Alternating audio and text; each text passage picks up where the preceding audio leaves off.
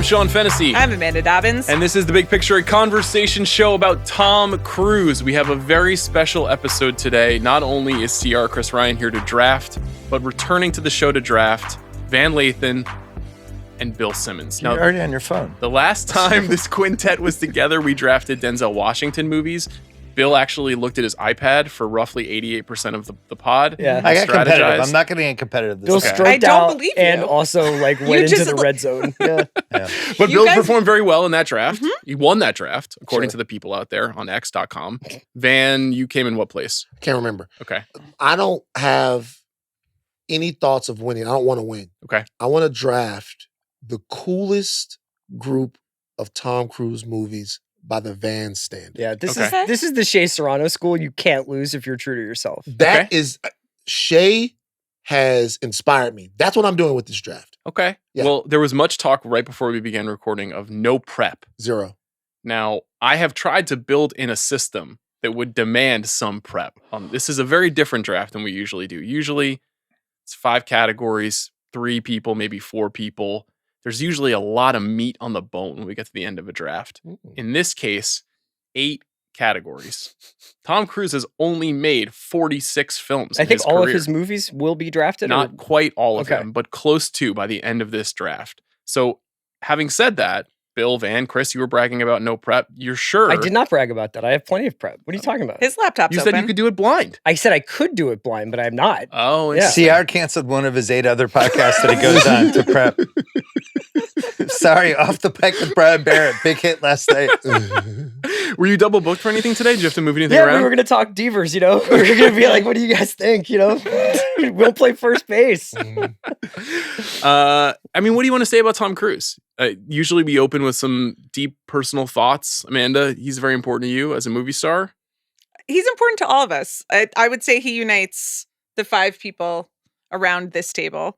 You guys have sort of a latent Tom Cruise versus Tom Hanks war going on. Yeah, but I love Tom Cruise. It's not fair. And Sean Jedi mind tricked me to make that a war, and I love both of them. One podcast. So I was Jedi mind trick when he watched Star Wars. Was it going to come here, or was it going to be? Is this going to be a time for healing? I love Tom Cruise. Okay. We've done 17 Tom Cruise movies in the rewatchables, which is 4 more than anyone else, and there's like 7 left to do. Yeah. Like easily. And I haven't run out of things to say about him yet. Have you ever, what's the closest you ever got to having him on your pod? By the time I had a podcast, he'd already gotten pretty weird. It's like pre-05 Cruise, post-05 Cruise, and I just don't think he would do stuff like that anymore. Yeah. Right? I was just wondering about that. Has he ever done a podcast? No, but I just was watching some of his con stuff and some of his London media tour for Mission Impossible Final Reckoning. And I was like, he's got really good anecdotes. I wish he would just do one, but I understand what you're saying. I think after the Lauer interview, however many years ago that was. I think it's all that 20 years ago. Like the Oprah couch, and this couch does not look unlike the Oprah couch, is 20 years ago this month. I had the special order for this pod. Thank you. Yeah. Chris, you ready? So and this is me talking about how much I love podcasting. Podcasting is too freewheeling. Yeah. It's like it's long form. You're going to get a lot of time. There's going to be people asking, why don't you ask him about this? Why don't you ask him about that? I don't know if he wants to get that deep into the whole depths of Tom Cruise lore by doing a pod. Everyone says he's so crazy intense. It would be really fun to interview him because there's just a charisma and a magnetism to him. Yeah. Everyone agrees that. It almost feels like you're with he's very locked in on eye contact. Yeah. It makes you feel like you're the only person in the world. Is what everybody says. And also, like you said, Chris, he does have great stories. The problem is because all of his press has been so tightly managed and contained over the last 20 years, I have now heard all of those stories 14 times. Mm-hmm. Amanda and I were in Vegas last month for CinemaCon, and he gave an extended, almost 20-minute presentation tribute to Christopher McQuarrie, the Mission Impossible director. And he dropped 3 or 4 anecdotes I'd just heard multiple times before. So he's kind of just relying on the same material, I think, to kind of stay boring on purpose so that nobody gets him in that town hall scenario that you're describing. You know what he is to me? Fan is the opposite strategy. I give it to you all, so you can't. He stays unboring on purpose. He's movie guy to me. Let me tell you what I mean. When I think of the NBA, I think of Michael Jordan, right away. When I think of tennis, I think of Pete Sampras just because that was my tennis guy when I was like watching a lot of tennis. Yeah. When I think of movies, I think of Tom Cruise. He's got this ridiculously wide appeal in terms of how the films that he's been in. He's never quite been appreciated as the actor's actor, but I think the longer his career stretches out, we're starting to get an understanding of how hard it is to be in as many different genres of movies as he is and to be that excellent. So he is movie star. When I think movie star, I think Tom Cruise. For a second, it was Tom Hanks, but he's outlasted Tom Hanks as far as his marketability and his relatability to people and his relevance to people. He's outlasted Tom Hanks. We don't know if Tom Hanks had made 7 Castaways. We might be talking about this. But that might be part of the calculus as to why Tom Cruise I don't know if Tom Hanks would want to make 7 of any movie that he's in, but Tom Cruise wanted it. He wanted to be the biggest movie star for the longest amount of time. Yeah, but he only outlasted him because he just decided to make action movies for 20 years in a row. Right. It's not like he's taken a chance since when? When was his last chance? Tropic Thunder? I think you could argue Lions for Lambs is kind of a chance. That is like, it was an actual drama. He was playing a politician. It was kind of an unusual part for him. It just happened to be an absolute dog baby of a movie, and then nobody remembers it or thinks about it. Great script, though. Terrible. Well, we talked about he never had The Verdict. He just, for whatever reason, he never wanted to age. Part of the reason with movies, he wants to pretend he's still Tom Cruise from 20 years ago. This is a really good time to be doing this drafting conversation because I think, at least by the way it's being communicated to us, The Final Reckoning, the Mission Impossible movie coming out next week, is, I don't know if it's going to be the last Mission Impossible movie, probably not, but they're demarcating it as like the end of something. And the next movie he's making is with Inarritu. And he has not worked with a director like that in a long ass time. I mean, we're talking 20 years. I mean, he has not worked with a, aggressive auteur, an international filmmaker. Like, that's just not what he does. He has his guys. He has his Macquaries and his Kaczynskis. He brings in like Brad Bird occasionally, J.J. Abrams, but like really polished Hollywood filmmakers. So maybe he's about to go on that period where he takes more chances. I don't know. It's like, I loved when Leo was in The Bear. Can I be in a bear? Can I just make The Revenant again? Stay in The Bear. Maybe he should be The Bear. Yeah. Yeah. To Van's point about him being like movies person in our lifetimes, I also think he's kind of like the definitional movie star of each decade that he's participated in different ways. So like in the 80s, obviously this like absolutely stunning, charismatic young movie star that brings the kind of Bruckheimer Simpson gloss to life with his smile. The 90s, like the anchor to those really well-crafted genre movies that I think we kind of like refer to over and over again, perhaps out of generational laziness, but certainly that's where our tastes lie. 2000s, high concept, big blockbusters. That's where the Mission Impossible ball starts rolling downhill. And now in this era, kind of the figurehead for we have to save the theatrical experience. Movies really matter. Movies are like an important American export, et cetera, that he's really hammers more than the importance of Mission Impossible as a story or Ethan Hunt as a character. It's really like the movie serves the movies rather than like a story. I think he's been a fascinating figure in that way. He also kind of in there was also the mascot for the death of the movie star when he started to have. That was Will Smith. No, Yeah. I really don't. I think that Tom was so well regarded and he was so beloved that when the entire mid 2000s stuff started to happen and he couldn't really find his footing, he was making movies that people would have liked in eras gone by, but they weren't going out to see him now, that it was kind of like, we don't need Tom Cruises anymore. We have all this IP stuff. We can stick a Chris in there and get the same type of feeling. And we don't need that one guy. And then Chris Ryan. And then that's the Ringer Podcast Network philosophy. Sticking Chris in there. Yeah. Tom Cruise outlasted that. I mean, he outlasted that, and he reoriented things back around himself. He really courted this idea of I am the last movie star. I am the only person who can save movies as a way both to come back from like kind of 10 years of in the wilderness. I don't know how many movies from 2005 to 2015 will get drafted. I mean, they have to because we have to. Because we have to draft so many of them. But he did manage to kind of to glom on to the concept of movies. And if you go to see movies, you go see Tom Cruise. And so, I mean, there was like a national research group study recently where it's like, who are the movie stars? Tom Cruise is the first name on all of them. When I interviewed a bunch of like Gen Z kids for this podcast, Tom Cruise was their movie star. He saved the movies, though maybe only for himself. He's like the last one left. Yeah, I think he's made efforts to be like, I'm seeing Tenet today, guys. You should come see Tenet, despite the fact that there's a pandemic. He just had a photo op for Sinners. Like he is making an effort to kind of point out that going to the movies matters. Seem authentic to you, though? I think he authentically loves movies. Whether or not he like actually understands the subtext and themes of Sinners is not clear, and he'll never speak on it. Also, does he actually go to theaters? He says he does. That's the podcast I want to hear. Tom Cruise on Sinners. Breaking down the blues in 1930s. I mean, obviously it benefits him to support Sinners because then people will come in his mouth. And that's just what's going on there. Yeah. I think it's probably important to circle that 2005 demarcation point in time too, because like that's not just when like IP comes in, and it's when he is sort of like hitting the stage of your career where if you don't have a life raft to cling to, you would become Tom Hanks, where you would only become interested in doing character parts or parts about older guys. And he has this obsession with like the retention of youth.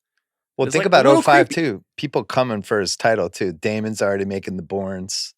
Leo's really coming. He's doing the Cruise playbook of working with great directors. Denzel's still there. And it's a little like LeBron in the NBA when all the young guns are coming, trying to stay relevant, be in there, but Father Time's coming. Science has allowed him to like stay young. Well, and all the ladies. The guy's just an incredible bachelor. Tom Cruise? Yeah. Sure. The energy you get from playing the field like he has. Sure, Ana de Armas, Penelope Cruz, right? Nicole Kidman in her prime. It's just an incredible. Nobody has a better list than Cruz.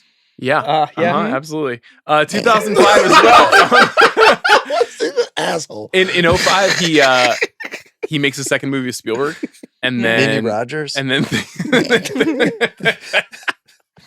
and then things go sideways, and he and Spielberg don't talk for 15 to almost 20 years. And they go sideways off of the couch stuff, right? It was off of the Scientology stuff. Yeah. But it's all coordinated because of Scientology. He makes a number of, well, not because of. But Spielberg literally does credit him with saving theatrical with Top Gun Maverick. Like in that particular case, it's kind of true. I mean, that is the movie that brought back movies for so many people. That was you went into the movie. And you saw that movie in movie theaters. Ciara and I did a rewatchables in my guest house, like 15 feet apart. Yeah. Gave each other COVID for the fifth time. We stayed just far enough apart to rave about Maverick for 2 hours. It was great. So, yeah, I mean, I think even though it does benefit him, I think he actually is really the avatar for this thing that we're always talking about. He does want you to show up on Friday night. Deeply cares. Yeah. I mean, it certainly benefits him, but I think he looks at himself as the last gunslinger in the West. I think he deeply, deeply cares, because in order to do the types of things that he does and involve himself in the type of spectacle that he's willing to involve himself in, you just have to have an incredibly inflated sense of self-purpose. You do. Yeah. You and so I think he deeply cares. He believes it. Obviously, it's what he's kind of built his life around. I think Tom Cruise thinks that there's something special about the movies, and he doesn't want to have his life end while their lives have ended. Like he cares very deeply, I think. Well, think about this. How many superstar actors have we had who would be totally happy if they died doing a stunt during the movie and that's how they went out? He's the only one. Yep. Nobody else would be like, hey, you might die during this. Like, that's fine. If that's what was meant to happen, then that's what meant. Like, if we find out Tom Cruise, God forbid, died doing a movie, it would not be surprising. Right. No, there's like it literally wouldn't. Nobody would be like, it. "Oh my god, I can't believe that happened." We'd be like, "Yeah, we've been wondering if this was going to happen for 20 years." We've been preparing ourselves for like the last 5 There's nobody else like that. movies. But it seems like the way that he wants to go out. I mean, he seems way more interested in leaping off of buildings than making his verdict. And the contrast to this would be like Keanu Reeves, who's just like, my body is broken down. I have made too many of these movies. I cannot play John Wick. And then they're like, we'll put another 0 on it. And he's like, fucking fine. Like, fine. I'll get me some more Toradol. Yeah. I want to save all of my final reckoning thoughts for next week when the movie comes out. But I will say that there is a stunt in this movie that I'm like, I actually don't know how he didn't die. I don't understand it. I don't know how they did it. And it's one of the most dangerous looking things I've ever seen. Fair to say? I mean, it's astonishing. And you know it's coming and you're still like, what are you doing? Like, it's the only reaction. And he's in his 60s. It's crazy. Yeah. So I think you're right, Bill. I think he would probably be content going out as the entertainer's entertainer. That's the thing he's most interested in right now is, did I give you your money's worth? I think a lot of people would be like, this is really fucked up. Like, I don't think people would be like, let's go see it. And look, he's not like, he doesn't do podcasts. He's not fucking around on social media. He's not TikToking it up. Like when you talk about Will Smith had a run as the world's biggest movie star, and he's very adaptive. If there's something new out there to reach people and whatever, Will's gonna try it. Will's gonna make sure that he seems like the cool uncle. Like Tom wants to be the Obi-Wan Kenobi of the movie industry. He wants to show people the way things were in the past and like initiate everyone into why this old religion still matters. Like he doesn't care about anything else. And there's a purity to that like has outlasted the fact that the fucking guy was really off-putting in a real way for a long time. And you come back to him. He's the man again. I don't think he knows what else to do. I think that's part of it. Yeah. I think that's definitely the Inarritu thing is going to be so fascinating because that in and of itself, it'll be a litmus test of like, with Tom Cruise outside of Mission Impossible, outside of Maverick or Top Gun, can he sell a movie? What kind of movie is this going to be? And does it require Tom Cruise to actually speak about the themes and ideas and the story and the direction and stuff in a way outside of like, I jumped off of this and hung on to that movies? That's like basically how they sell these Mission Impossibles. So I'll be very curious to see if he opens up or if he's like, there's a pathway back to him talking. He's also like, kind of a man out of time. Like there is no reference points on Tom Cruise's persona or body. Like there's never like, he is not writing an op-ed about Biden. Like he is not like wearing. It'd be amazing. It's hard for me to imagine him using a cell phone. Yeah. And like, I know he has one, but like, does he have a smartphone? You know, right. Like he's not Will Smith on Instagram or TikTok or whatever. Like does he know what that is? is? What kind of car does he actually drive? You know? No, that's not how it's happening. Oh, okay. Yeah. My bad. He told me he drove an Aston Martin. Right? I mean, he's on a motorcycle. I was going to say, that would be crazy. You know, like he flies helicopters, you know, like he is a man of action. He's not a man of looking at screens, you know, and that's just how he's defined himself in both movies. And I think in real life, like even the strange stories you hear kind of out of the sidelines of some of the Scientology stuff is always like, he forced a man to live in a garage to build him a motorcycle. You know, it's like, it's all kind of related to this bigger idea of like, I'm going to go on a mission and I'm going to entertain you with my mission. He's just singularly focused. I don't feel like he's the last movie star though. Because I think Leo is definitely. I agree. Every time he makes a movie, people care about it. They know it's happening. And if it's good, they'll go see it. And I think Chalamet is getting there. Oh, look who's come crawling back to Chalamet. All right, we want to work you through were just talking shit. Even if I want to throw soda in his face if he goes to another Celtic game. Yeah. I think it's hit the point now where if he's making a movie, people will notice that he made a movie. And they'll probably go see it if it's okay or good. We forget how present Tom Cruise was in the public in the 90s. What Chalamet is doing right now, courtside with two Kardashians. Jenners, but yeah. Jenner, excuse me. Thank you for clearing that up. Kendall I know you're an expert too? on the issue. Yeah, it was both. Oh, it was wow. both of them. Okay. Either What side could go of wrong? four. Yeah. No bad history there.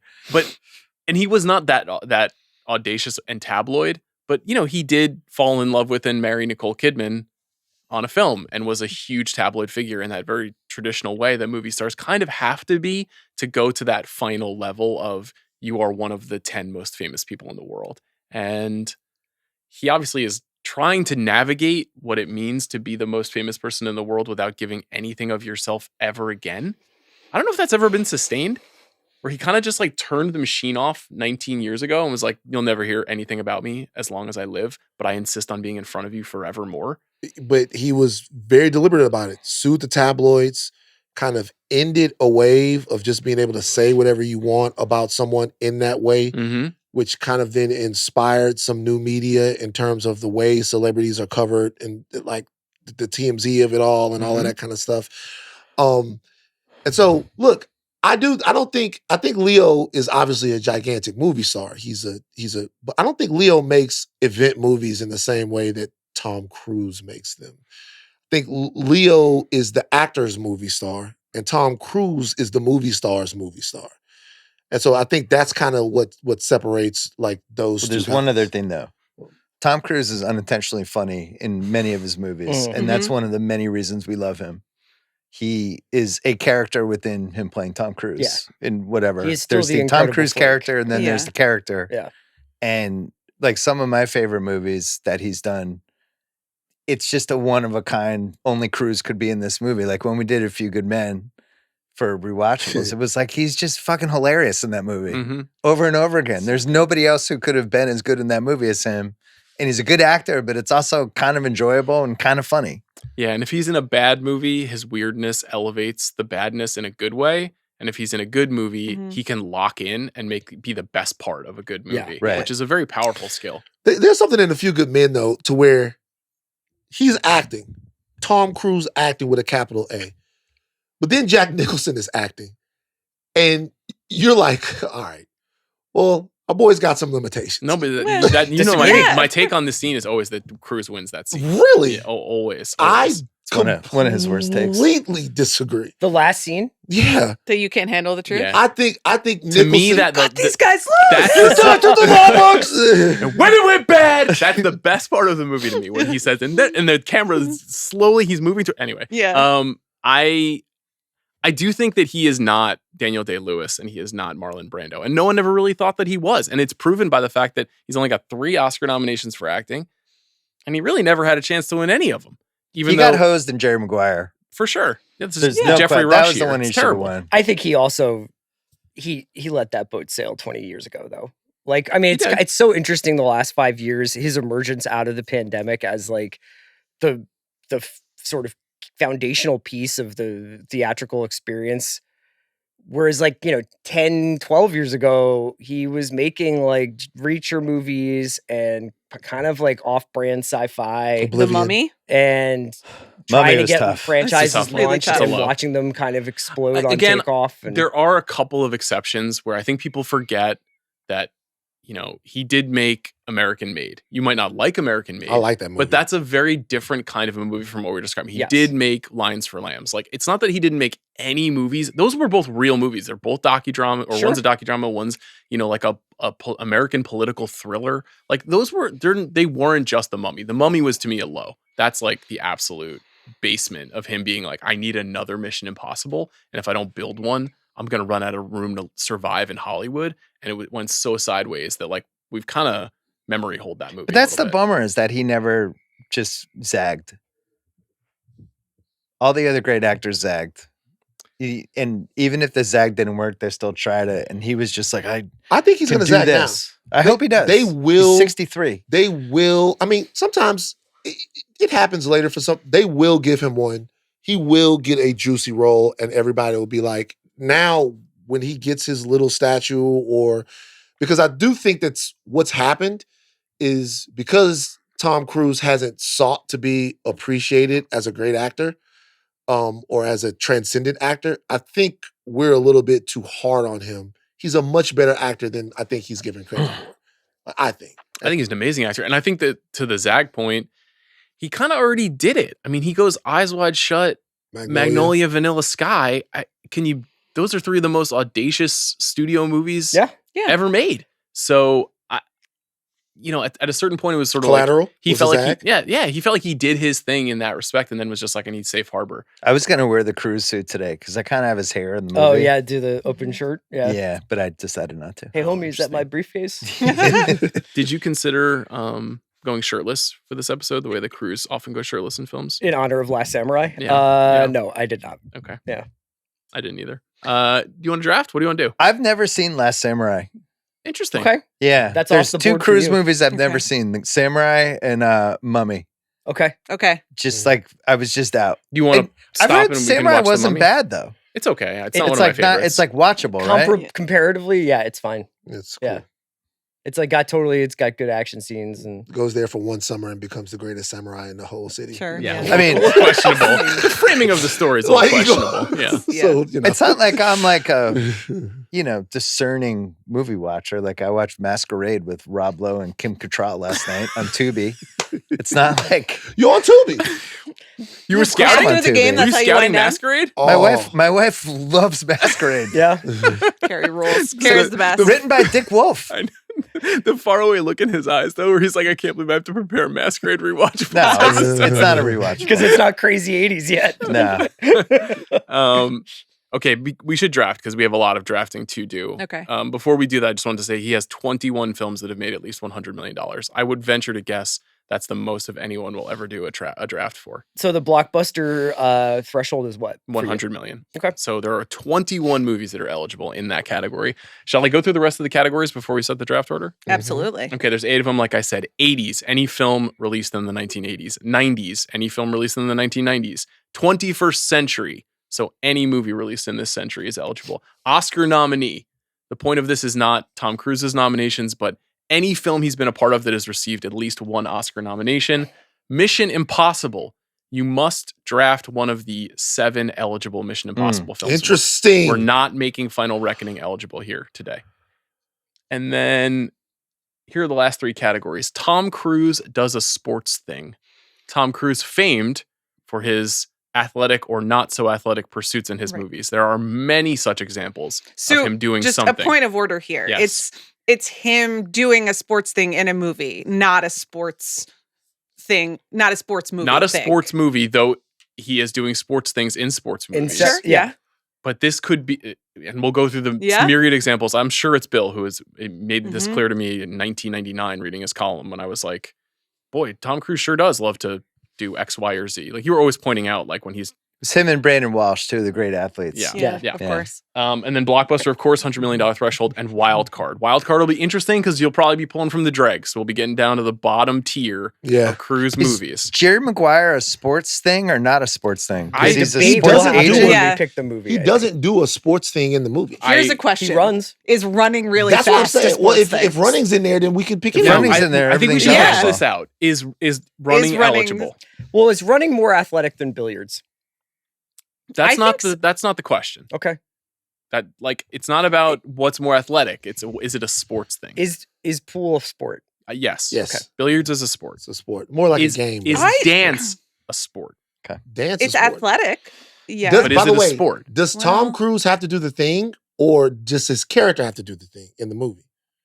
Meaning, is there a stunt double? Meaning, No, is I there know there's- sports happening in the movie? No. I know there's one movie where he does a thing, and I know it's not him who did it, but his character's doing a sports His thing. character, I would say. Gotcha. No, it no, should be I him. disagree. I think it should be him. Well, So it has to be okay. So we gotta let this. There's one movie I'm thinking about where he does a thing. yeah. And I know, I know what you're thinking of. I know he didn't do the thing.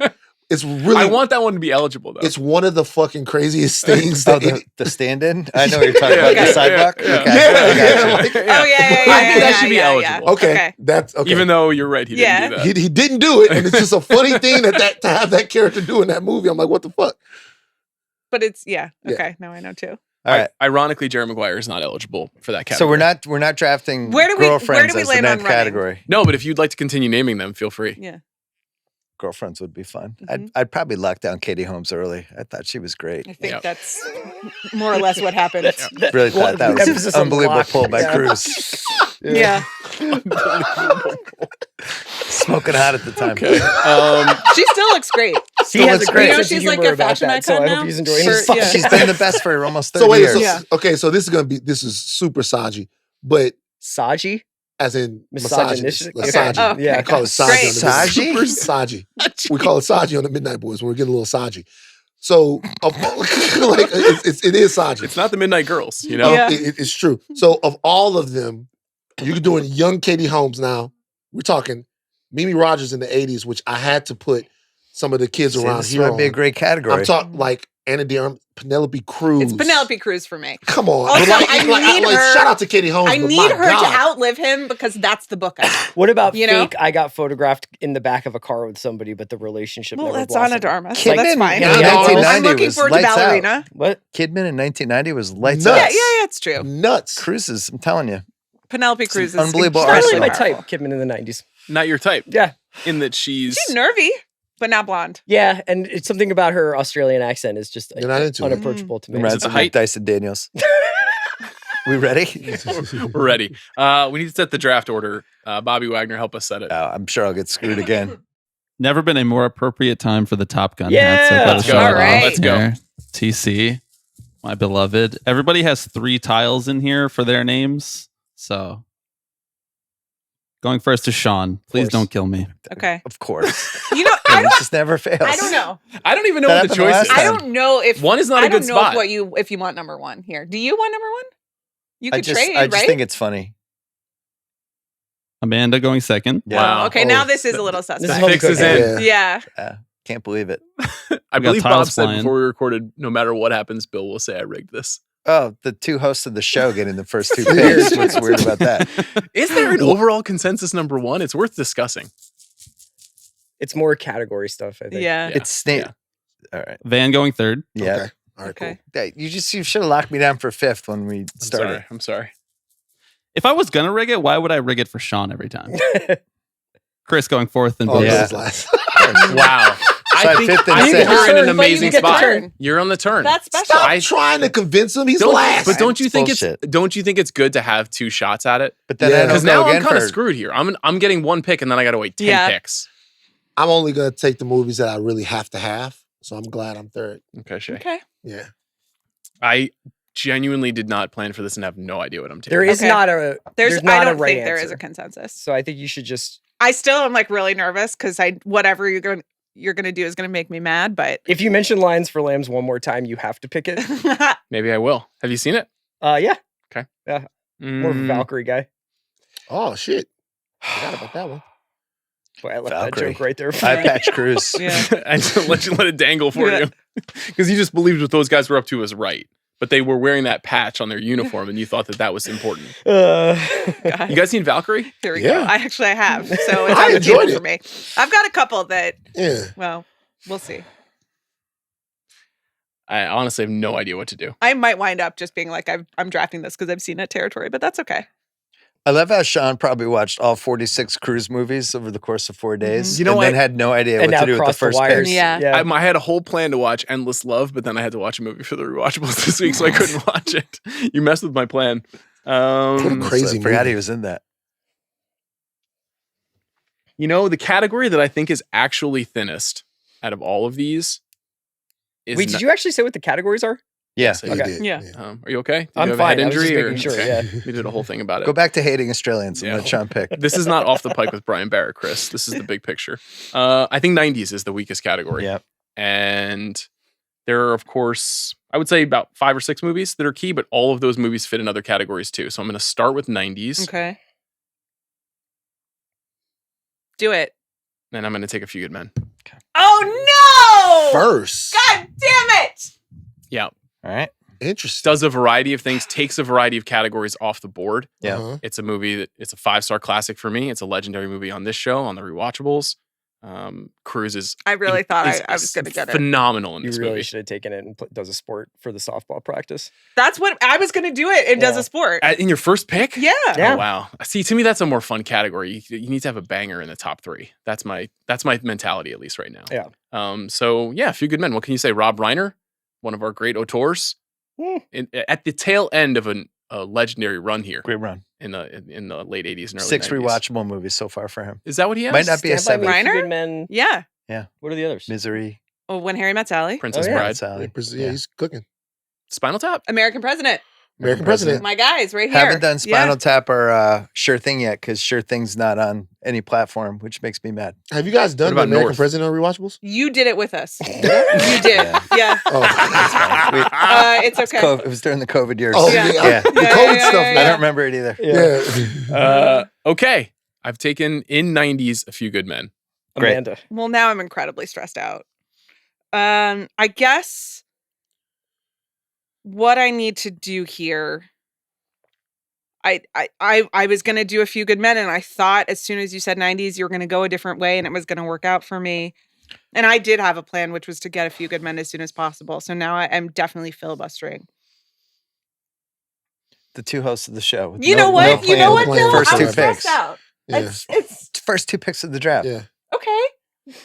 I was ready for the first pick, but two when Sean screwed me over. You should have arranged with Bobby. Sean arranged with him, and you forgot to. I know. Okay.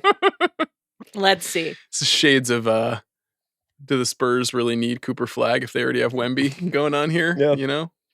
All right. So I know what I think you're gonna do.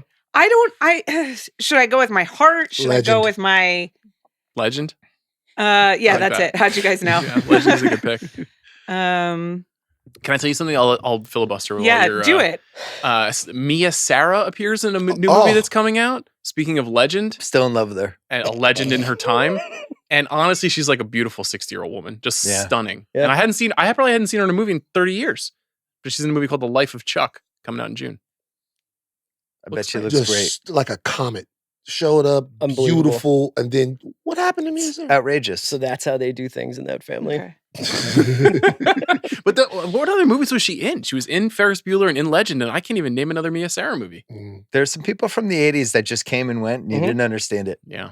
Phoebe Cates.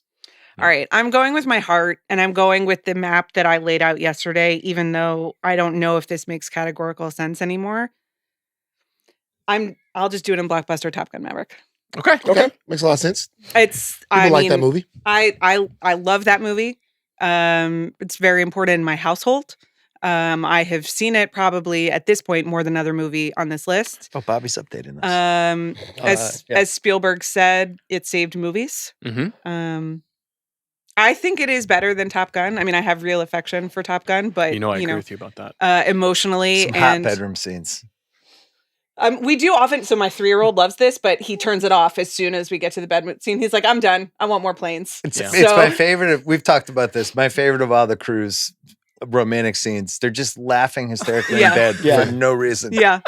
Something hilarious has just happened. I don't know what could have happened. He's got no shirt on, and they're both just laughing. Compared to the sex scenes in Top Gun, the first one, it's like Which you make like no a different sense. species Right. of human being. Yeah. Where like Kelly McGillis is like eating his face in the first one, and in this one he's like, the original one also like has some issues. sure. Okay. I don't know if I feel at peace, but that's my pick. It's a strong pick. Thank you. You're up, man. Cool movies that I think are cool. Uh-huh. I'm wondering, what do you guys think my first pick is going to be? Who can guess? I already knew what it was. It didn't matter who went, who got what. I knew that this movie would be available, and then I would draft it first. Coolest he's ever been in a movie. To me, it's Collateral. That's the movie. Yeah. You fucking asshole. That's So, my first. Yeah. 2000s? That's in 2000s. I'm picking Collateral. Collateral Could have is taken it an Oscar. phenomenal. Could have taken it an Oscar, but the coolest he's ever been in a movie, to where I looked at him and I was like, "This is a badass mother." So it's 21st century, that pick.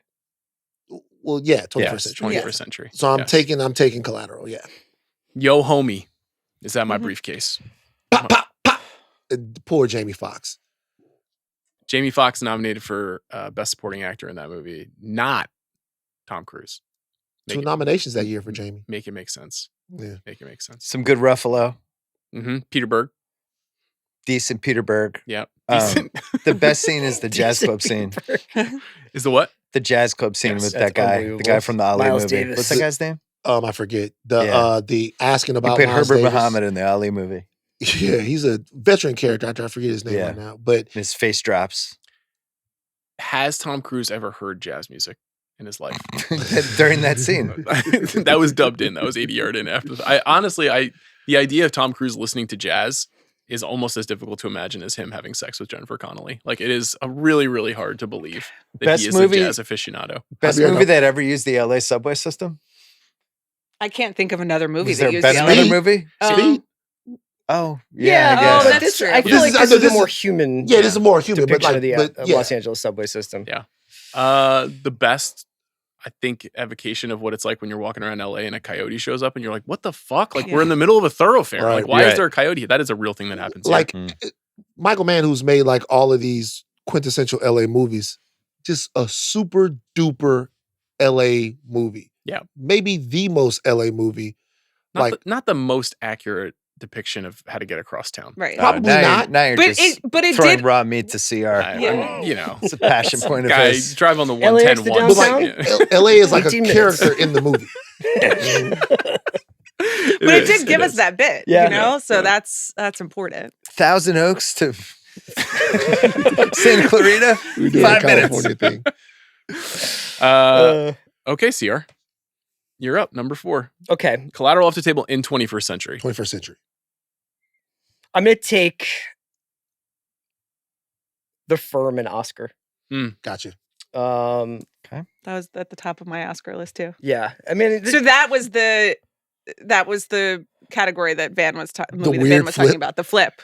Yes. I was thinking about doing it in sports, and Yeah. then I just was like, I don't want to get into a 7-minute conversation about whether Tom Cruise knows gymnastics or not. So I think He has the build, He does.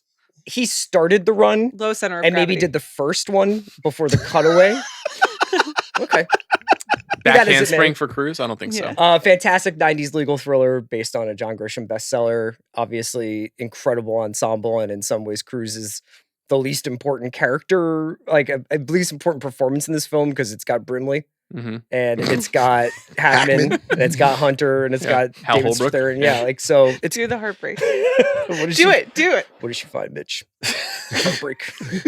What's he saying? He's like, she looks at her red book. Yeah. He also talks about oral sex, which I don't do that part. You don't? No, like when I do the bit. Well, he's like all kinds of sexual Oral and activities. such. Oral and Yeah. But Cruise is fantastic. He's in most of every scene of this film, and is a really, really like convincing 70s Redford kind of paranoid thriller performance. So I love it. I've probably watched this. Normally, after we do rewatchables on a movie, I don't watch it as much, and I still watch The Firm all the time. Oh yeah. Yeah. And the music's really good, and I just think the part when he realizes he has to escape, and he goes in that weird tram that goes back and forth, and the albino guy's chasing him Yes. with Brimley, Right. Yeah, and they end yeah. up in that thing, and he's like beating Brimley to death with the suitcase. Like that 15 minutes is incredible. And Yeah. speaking It's of about like as good as it Tom gets for Cruise Cruise. doesn't know he's being funny. Yeah. When he goes to David Strathairn in prison, he's like, what if I went to Harvard and I wound up in the same place you are? And David Strathairn's like, yeah, man, that would be weird. What's going on? Yeah. That's the birthplace of sexy, sleazy Gene Hackman. Oh yeah. Going down to the Cayman down to Island the Gene. Going down to the- yeah. That's No Never one, saw no one has Horny said the Hats. words Jeannie Triplehorn yet. Yeah, Also, God it's bless her, my you know? number one icon. Yeah. I mean, it's really she's not on the Tom Cruise list that we know of. Gene Triplehorn? Did he date her? No, but it's Oh. a missed opportunity.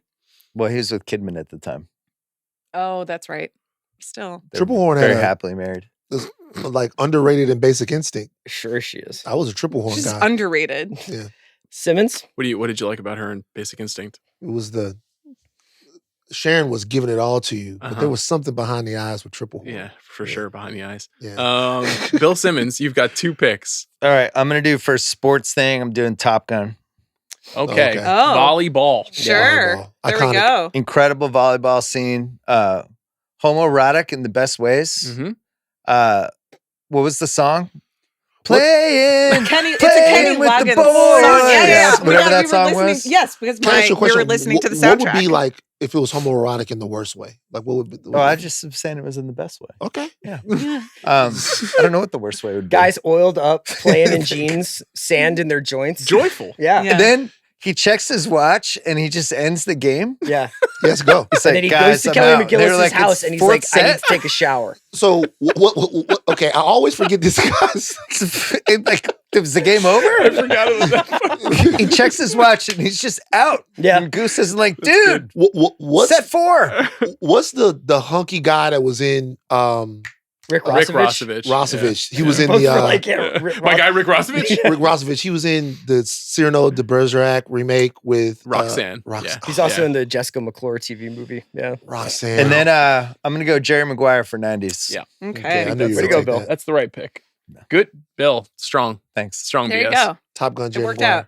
But I'm not picking I have a again question. forever. Is the Top Gun scene, is that sensual to women? Is that sexual? Do they look hot? Is My that hot wife to likes women? Slider. So I saw it at a young age. Right. Like I saw it around the same time I saw Ghost, and and which That's I why you remember love pottery. the pottery scene. But it's just like something's going on here, and Yeah. it's like I'm 6 or 7, and I'm just like, what is this?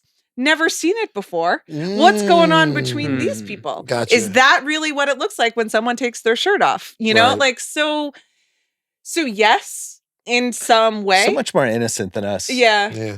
I saw The Deep in the theater with my mom, Jacqueline Bisset, scuba diving in a white t-shirt, and I was 6. I'm like, yeah. Did I tell Yeah. you I just That's- watched I it was for like, the first yes, time I'm gonna be last week? older someday.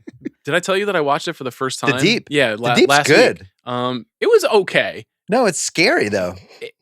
The chicken There's voodoo like a blood lot scene's of scary. time spent on who is it? Is it Louis Gossett Jr.'s like weird Haitian rare glass dealer who's also a drug dealer? Yeah. Anyway, the Jacqueline Bisset thing, literally the first 15 minutes of her in a sheer top scuba diving, easily the most illogical thing I've ever seen in a movie. Why is she wearing that They knew how to outfit? do it in 1977. She looks great. No reason. Okay. We're back to Wait, CR. can I say one thing on Maguire? Of course. I didn't talk Yeah. about it Yes. long enough. Yeah. I think it's the best Tom Cruise performance in any movie other than one other movie that will get drafted. And when it gets drafted, I'll say. Okay. But I just think it was peak of Tom Cruise powers. A director that really understood him, knew how to write for him, actors and toys for him to play with that he really bounced off in the right ways. Like not even Zellweger as much as Bonnie Hunt, Yeah. Lipnicki, Cuba. Every scene with him in Cuba is incredible. That movie is eternal. It's a perfect movie. Help me help you. The best. It's in the running for best sports movie of the last 30 years. I think so. Also, it's like it was a movie that like when I saw it, I didn't relate to it at all. There was like nothing but emotionally it just drug everything out of me. Mhm. Like there's nobody that I know who's seen that film that doesn't connect to it. It just makes sense. It's too relatable. It's too How much. old is Jerry Maguire in the movie? I'm like gonna say 35? late 30s. Late 35, 30s. 36, something Okay. like that. 35. Can we talk about that sex scene for a minute? Oh, the That's Kelly like- Preston. Yeah, Kelly the Kelly Preston. I mean, it's memorable because I saw it sitting next to my mother, and I was like, I don't really want to be here for this right Tom Cruise now also in this sitting in way. that scene. Yeah. Yeah, but I guess it's one of the more. He's not really doing any of the work, like literally, Yeah. but also, She's very special. yes, she's making it Kelly happen. Another Preston. 80s icon. Yeah. Twins, the experts. Oh Are you Dorkin? Yeah. Yeah. yeah. In Tom Cruise does a sports thing. Yes. I'm gonna take Color of Money. Wow. Had to be. Yeah. This had to be yours. Was running out of sports things, and also this is kind of maybe my favorite Tom Cruise movie, even though it is a Paul Newman movie. Is this the only time he ever played a twerp? That's debatable. I think a lot of people would be like, there's twerpness in many of his films. He's kind of a twerp in Rain Man, you know? So twerp and risky business. Sure. A little twerp. Yeah, He's really annoying in taps.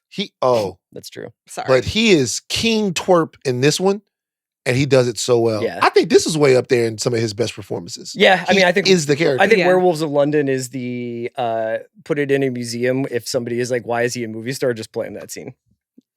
Do you have the Vince t-shirt? I do. Why didn't you wear it today? I forgot, and I also just felt like wearing a sweatshirt because Okay. I never know what the temp's going to be in these places. There you go. Got it. Do you think it's weird that he played 2 characters named Vincent? No, I mean, I don't think I think he's got some of the most unimaginative character names. Do you think Vincent is the Could most not underrated disagree with movie that character name of all time? The most. Wait, what? it's a good name. He's played Vincent twice in Collateral Yeah. and Color This is the Money. half Italian side. of Vincent you getting Hanna and excited Heat. about Vincent. Vincent Vega in Pulp Fiction. Yeah. Mhm. There's probably been some other Vincents. Do you know any Vincents in real life? You ever met a Vincent? Yes. I grew up with Vinny. I know a 5-year-old Vincent. I grew up with You know Vincent. Yeah. He goes by Vince. He's Vince. He's not Vincent. I'm saying Vincent. Oh. Like, this is my friend Vincent. He's visiting this week. Yeah. There's Van Gogh, of course. Yeah. It's a name that I don't only know exists anybody in named movies. Vincent, no. I wouldn't, though. Anyway. Great note, Bill. Thanks. Van. 80s Cocktail. Okay. Wow. You stabbed him in the heart. Yeah. Wow. Yeah. Wow. I wasn't even going to do it. It was too early to take it. And Okay. if Did you I know he lost was it, I going to lost do that? it. Did you No, have a it's feeling? fine. I'm happy with my team. 80s Cocktail. Still one of my favorite. I don't know. It's not funny. It's not. It is funny. I don't know why it's funny. It's always been funny to me. When he comes upon the blood, it's like, I don't know why it's funny to me. Like, even when I first saw it, like, he was like, hey, it's just a fucking hilarious scene. The guy's dead. It's fucked up. Love the movie. Early entry into the White Girl Hall of Fame. Kelly Lynch. Kelly Lynch. Yeah. Yeah. This also takes Tom Cruise does a sports thing film off the category because he plays basketball. That's right. In this movie. Yeah. Quite badly. Brian Brown smoking while playing hoops, right? Yeah. Yeah. It's the single best Cruise performance compared to the quality of the movie. He's so much better than the actual movie that he just drags it. I compared it, I remember, to just one of those LeBron seasons where everybody in his team sucks and they still win 50 games somehow. Right. Where it's like Boobie Gibson is he's in the backcourt. Yeah. All the way in on this movie. He learns how to juggle bottles. He become this A-plus list bartender. He looks great. He's just playing all the hits. Even when he's drunk, it's hilarious. Like it's a home run performance. It's, I think, considered the weakest movie in the hottest run of a movie star too, where it's become like a, it's an unintentional comedy Hall of Famer, but all of the other movies around it are like, this is the best movie I've ever seen in my life. So it's more memorable in a way because of that. Yeah. It needs a 4K Blu-ray. I've just been waiting. It just doesn't exist. You should leverage your own power. Yeah. To make Why don't that you start your own 4K 4K, label? my own 4K Blu-ray Distro division. company, yeah. Just for Cocktail. I just make one. I release Cocktail and I'm done. Okay. Amanda, you've got a pick. It's a good pick, man. I will look directly at you as I say in 90s, I will take Magnolia. Okay. Yeah. Well, I thought that's what you were going to do for your first pick. Well, that would have been a crazy first pick. in the well, Tom Cruise movie draft, but I was hoping it would get back to me. Yeah, I assume so. Some people think it's his best performance. I do. Is this the other best performance, or do you have another one? Probably is. Probably his best dramatic performance. Yeah. Okay. But it wasn't what you were thinking of. I think McGuire and Cocktail. Cocktail's his most ridiculously entertaining performance. McGuire, I think, is his best all around. And then Magnolia is like, hey, I actually could have been a good actor in another lifetime. And it is also as Sean said, it's the first of a run of him working with big time directors, really taking swings. In some ways, it's like a what could have been, and that doesn't happen. I think the industry kicked him out of it. I think that he tried to do more stuff, and because he wasn't he tried to zag a little bit, as you guys say, and because it wasn't rewarded, because he went through the whole thing and he was like, fuck it. I think he was actually a little disenchanted by the experience of trying to, because he goes right back to the blockbusters. Even into Collateral, it was like, they don't want you that way. Mm-hmm. And so then he fumbles around with some of the bigger stuff for a while. I mean, that period to me is very golden though. The 99 through 2005, because it's 2 Spielberg movies, it's PTA, it's Cameron Crowe. It is really him locking in with a lot of guys at great times in their careers too. They weren't as Stan big. the Man. He had Stan the Man as well. Stan the Man. Yeah, that's right. There's no way to go back to that. There's not even if he tried, even if he was like, I'm doing my next movie with Coogler and Chazelle and Jordan Peele, I think it wouldn't make age wise. It wouldn't make sense. They would all have to be making movies about older men. Right. Yeah. Exactly. One of the bummers, Eyes Wide Shut, was almost like an athlete tearing their ACL. He filmed that movie for so long, it 2 years just off the board. removes Sideline him. Yeah. 1, maybe 2 movies just out of his catalog. I wouldn't trade it for anything. It was good. It's still one of the But it craziest does things a big also, I movie mean, star has ever done. if you buy into the difficulties that they had maritally on set, then not soon after they divorce, and then things I'm trying to think what couple wouldn't have gotten divorced after filming that movie for 2 years. It's you have to have very just true. an amazing marriage. Yeah. Plus, Kubrick was Crazy. Noticeably fucking with them. Yeah. And trying to it seemed like trying to destroy their relationship. I think trying to draw out the performance because that's what the movie's about. He was trying to He was making them take these takes over and over again that were super raw and intense. But it worked. That movie works because you feel like that relationship is on the brink and he's a guy who doesn't really know if he's going to be able to make it through this stage of his life, which is kind of what all those movies are about. That's what the Frank T.J. Mackey performance is about. It's crazy how much that's what the Vanilla Sky movie is about, where Cameron Crowe is like, I'm now working again with the most famous person on the planet. What would it be like for that person to be publicly destroyed, only for 5 years later for him to actually become publicly destroyed? I mean, the arc of his career is so crazy. Did people want to see him weird? I don't think so. He's a weird in Eyes Wide Shut. The Vanilla Sky, weird movie. Yeah. They wanted Maverick. They wanted conventional. I don't know if people were ready for him to be weird. Yeah. I think he could go weird now. I think we could see elder statesman, weird chance taker Cruise. I think he's got a little bit of a goodwill with people to where he could take more chances right now if he wanted to. I think you're right. I hope that's what the next few movies are about. I got 2 picks here. I'm not in as bad a spot as I thought I was going to be. Interesting. Although a lot of key ones are coming off the board. 80s is looking a little thin for me right now. So I think that's where I got to go next. And I'll take Risky Business, which is signature performance. Probably the movie that most clearly communicates what kind of movie star he could be, carrying a movie all by himself. Honestly, working with a really sophisticated filmmaker at a young age, that movie is obviously much deeper than just like him sliding around in his underwear. Sure. But he could use him sliding around in his underwear to sell something about himself. Also an athlete in that movie, but we don't see him playing a sport, which is interesting. So it doesn't qualify for the sports category. Unless dance is a sport. Unless dances. Well, that kind of dance. I don't know. Private house dancing. Yeah. That Rebecca De Mornay, another one he dated. They dated for a year. They fell in love in that movie. She looked great. Beautiful. Just giving you guys facts. So Risky Business in 80s. And then any Risky Business thoughts, guys? Anything you want to share? I think Bill's captured them. Bill. It's the best, buddy. It's the best done teen movie of that entire era. It's unbelievable. It's not the best movie. But it's a teen movie that's made by adults. It's not it almost doesn't. Yeah, it doesn't qualify as a teen movie. It's not like Fast Times, but it is a teen movie. Well, it's more Fast Times than it is like a Breakfast Club. Right. Pretty in Pink. Okay, it's an amazing movie. And an important Cruise movie because I don't think anyone thought of him as a star before that movie. And I remember after it came out, it was like, what's his next movie? And then it felt like it was off. I saw All the Right Moves in the theater after Risky Business because of Risky Business. Yeah. Interesting. There you go. Be like eight of us, 9th graders, just popping over there. Boy, I'm a little stumped on where to go next. I just feel like in complete command of this draft. I feel like fucking Sam Presti. Everyone else is stumped. I know what I'm doing. You can do anything. I don't need a list. Bill. I don't have a scouting department. Wherever this draft goes, I'm ready. You think that's how Sam Presti works? Yeah. Without a list or a scouting department? No, I don't think he cares. He's just like, I want long athletes.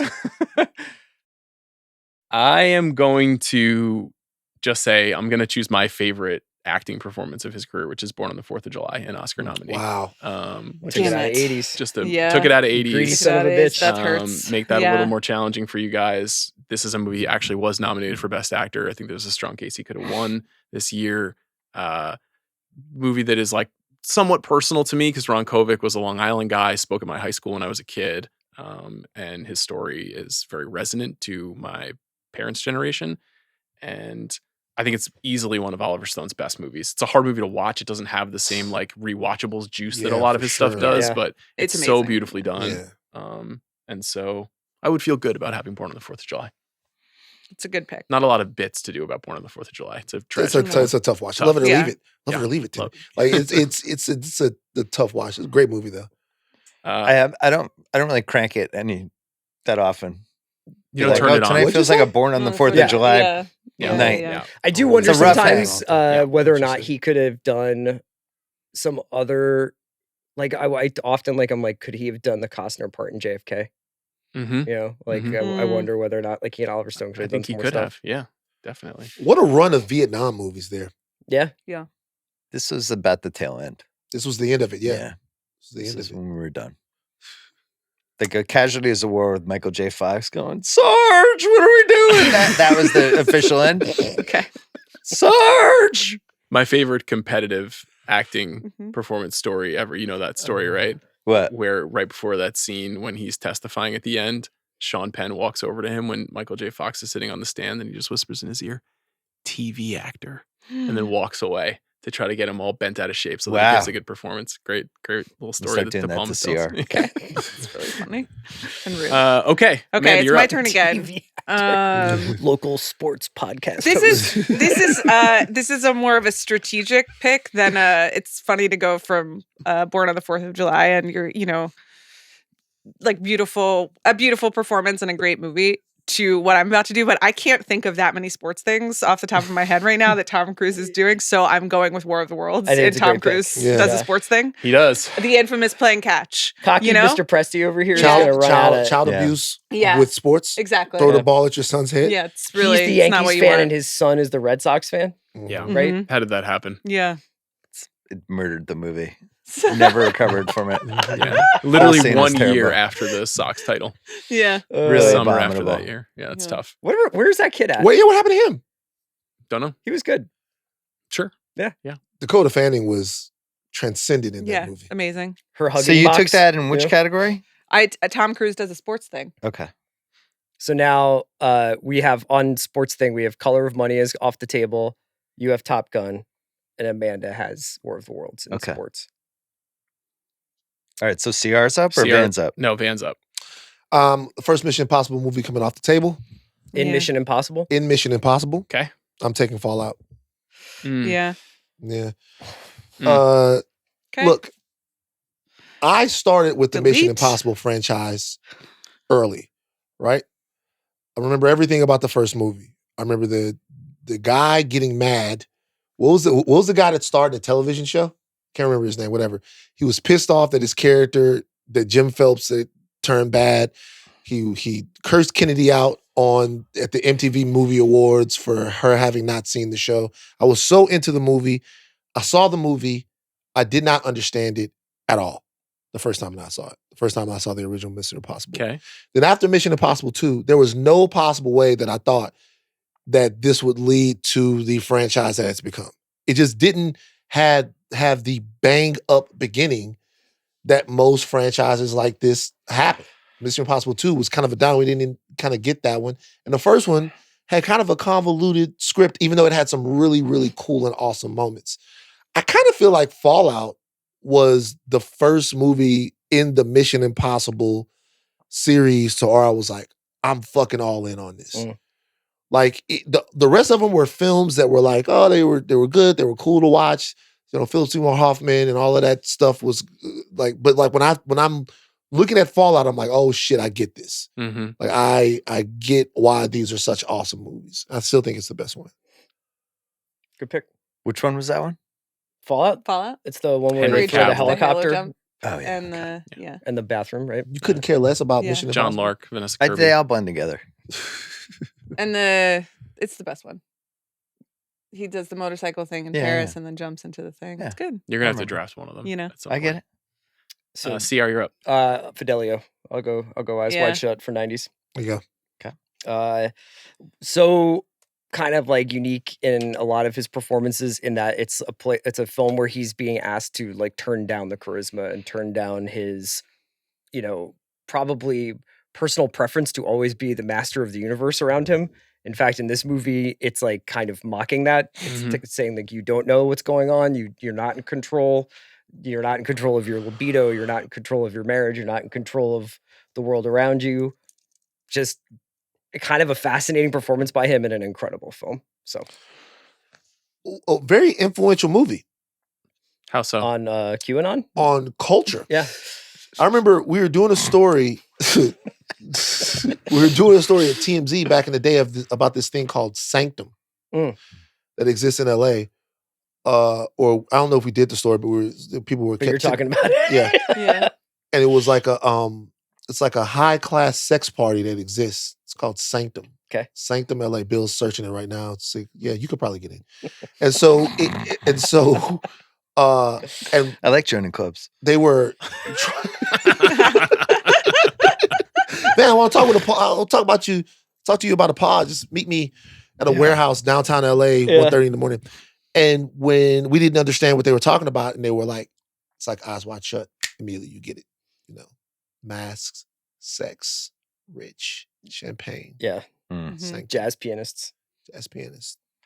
You more of a Nick Nightingale or more of a Dr. Will? Yeah. Definitely Nick. Yeah? Yeah. Okay. What about you? I'm Kidman all the way. Alice is her name, right? It is Alice. Yeah. I'd never thought about that until this moment. Well, I have. Yeah, I bet. I bet. Eyes Wide Shut, I mean, like, rocked me to my core. It came out my birthday weekend, 1999. I was the most It's also a movie that, like, we could do on the rewatchables 52 times in a year and probably still have new stuff to talk about. So fascinating. Oh my God, please do it. It would be right up there. The reshut? Yeah. It's time to reshut. Get Roger Avery on. Sure, he's got some deep thoughts. Billy? I have 2 picks. Yeah. I'm gonna take Rain Man for Oscar nominee. Okay. In a very important Cruise movie. He hadn't fallen for the archetype yet of the lovable, cocky underdog who becomes a good person by the end of the movie. It was still fresh. There was still 5 more movies to go where he played that same guy. Won an Oscar. Barry Levinson, iconic Vegas thing. Hoffman wins the Oscar. Great soundtrack. Good baseball card scenes. Toothpicks. Famous movie. Delighted to have it here at the last pick of the 3rd round. Can't believe it's still on the board. And then for my other one, we did a rewatchables on that. Right? Rain Man. We did. Rain Man. Yeah, that was a good one. For my other one, Not a top 10 episode, but interesting. What is your ranking? Why don't you? I mean, vamp on that JFK first? number 1 Okay. for sure. Okay. I listen to it every year when I'm feeling down. Incredible performance by you. thank you. The Godfathers are pretty good. Yeah, you those are know, good. I thought you guys did a great job with Star Wars. Nice. I don't know if that's up in top 10 yet. I mean, The Town, of course, Russillo. I never want to meet Ryan Russillo just because I need that to live on. Yeah. Underrated Russillo performance in the Star Wars episode. Not underrated. That was one of the greatest things absolutely. that's I ever was happened. weeping. It was really fun. I got served the other day Russillo on the Vision Quest pod. I was like, there's just nobody better. Yeah. Just to let you guys know, or you still have a draft pick to make, right? I know. I'm looking he's at- As good. we vamp, Yeah. he doesn't know what he's going to pick, so we No, should I put him do. on the clock. Yeah. I want to know what category to do. I don't this. understand. I thought you were Sam Presti here. You talking No, I about just big I old have the game. movie. I want to before make sure I have the digging right into category. the iPad. I'm gonna do for Blockbuster, $100 million. Tropic Thunder. Wow. Horseshit. Why? Made $195. I know, a million. I just looked it up. I know, but like Tom Cruise. I don't make the rules. I just live by Sean's category rules. It's a fair choice. Yeah. It's, you know, Um, there are other blockbusters that are still on the board that could have been taken there. But if that's what you want to do, go for it. yeah, that's what I want to do. Would you have considered the dancing that he does at the end to be a sports thing? Possible. No, not really. There's not enough movement in it. I just watched it again yesterday, just the credits. Okay. Like, it's funny. It's a good performance, but he's like fairly stationary in the fat suit, you know? I just watched this movie recently, and it's really, really, really funny, and I'm glad it exists. It is one of the most, if not the most requested rewatchables movie. Yeah, it's that just is really out there good in the world. It's a And really, Chris really wants good to movie. revisit specifically RDJ's performance. Yeah. And he had a lot of thoughts about it. I think it's the funniest shit ever. It is. I think it's. You can't get mad at the movie because the Fucking whole point of that hysterical. performance is I don't give a they're fuck. twisting on the. Absolutely. I think the Whatever. scene between him Every and time I Brand. watch it, though, a different person steps up for me. Like Coogan is really He's great. so in good. it. It's also like almost McConaughey's pretty much really good in everyone it. from that era. The scene between him and Brandon T. Jackson, where all of a sudden he starts talking about putting some crawdads on the grill and the whole thing. That is like, and Brandon T. Jackson's like, what are you talking? That is the funniest. See, like, I don't know, I'll tell you, I put some crawdads on the grill. That shit is so fucking funny. Like belligerent laughter. Did you in say the movie. bullshit? Sounds like I made another good pick. You did, Bill. Boosted because it's not. It's not like. I mean, it has nothing to do. $200 million. It's a blockbuster. Yeah, it is. I love the movie, but it's Why do you feel the need to fluff your own team during the draft? I'm just really happy with it so far. Okay, let's keep it going, guys. Right. Chris, you're up. In blockbuster, I'll take Minority Report. There you go. Was this his last Spielberg movie? No, War of the Worlds. Yeah. We just did this on Rewatchables. Just a fantastic put Tom Cruise in a Hitchcock thriller and make him wrongly accused man on the run. Turns out he's very, very good at that. And such a great athletic performance, although not a sport, but scaling buildings, going blind, doing this, all sorts of stuff. And he's really a fantastic, probably up there with Harrison Ford and Richard Dreyfuss, I guess, as Spielberg heroes. People that Spielberg is just really great at shooting. So just an awesome performance by him. I'm happy to have it. Great pick. I'm going to do sports thing. I'm going to do sports movie. We'll do Days of Thunder. Thank God. Oh. Yeah. I thought you were going to do something else. No. I'm going to do Days of Thunder. Him driving around. Look, some of the driving in the movie on the track is great, but nothing is better than the race they do off the rental cars. The rental cars. Yeah. Fantastic. And the wheelchair race is good too. Love Days of Thunder. Nicole Kidman is a neurosurgeon. Sure. Yeah. Neurosurgeon in there. Is she Australian in that? Is that why you don't like the movie? No. She's a 24-year-old Australian neurosurgeon living in Charlotte, North Carolina. Seemingly exclusively working on NASCAR drivers. Yeah. But not having a lot of respect for Denise Richards, astrophysicist Christmas Jones. Sure. She did she zoomed through med school. Okay. Taking 8 classes. She's like Doozy Howser. I thought you meant on Zoom. Maybe she did From that Australia. too. Because is she licensed here in the U.S. despite being Australian? Med school in 2 years in Australia. I'd like to check her board certification. Yeah. It's my pick. And in Mission choice, Impossible, I will take Mission Impossible, 1996. I love this entire franchise, and it's because I was 12 when this movie came out. Is this your favorite one? I think Fallout is probably... Fallout was going to be my first pick, and Van got it, because it is, I think it's when it reaches its greatest heights. And I mean, like I said, he jumps out of a plane, he, motorcycles around Paris. I have all of those set pieces kind of memorized. Yeah. But I also have the Langley, the Fall, the knock list. And that, in a single image, that is that entire franchise and kind of Tom Cruise's 90s summed up. So, and I was just really into it. I was really into the music. I think I recorded the theme song off the TV onto my cassette tape, just to be able, which is a normal thing to do in 1996. Great movie, and holds it still just absolutely slaps. Is the Langley scene bar none the coolest scene in the movie? It is, right? There's so many cool scenes. I think the opening sequence. The opening sequence. The aquarium. There's so many just cool the scenes. Helicopter in the train tunnel is pretty. It's incredible. Also too. iconic. So. Yeah. Remember the scene when he had a mask on and he took it off and it was Tom Cruise? Why are you trying to harsh the mellow of Mission Impossible? He was Wolf Blitzer, but instead I don't know if we needed 8 of them. That's the best one. It's fine. That one, and that's Fallout. That one is it's so good. That's crazy. Yeah. When have you seen that one where he's actually Wolf Blitzer? I've seen all of them. Yeah. They're good. Yeah. When they're in with the scientist Niels Delbruck, who believes in anarchy. Oh, right. Yeah. Really, really good stuff. I wish he'd Him as Wolf Blitzer is fucking insane. Sean Harris plays, what's his character?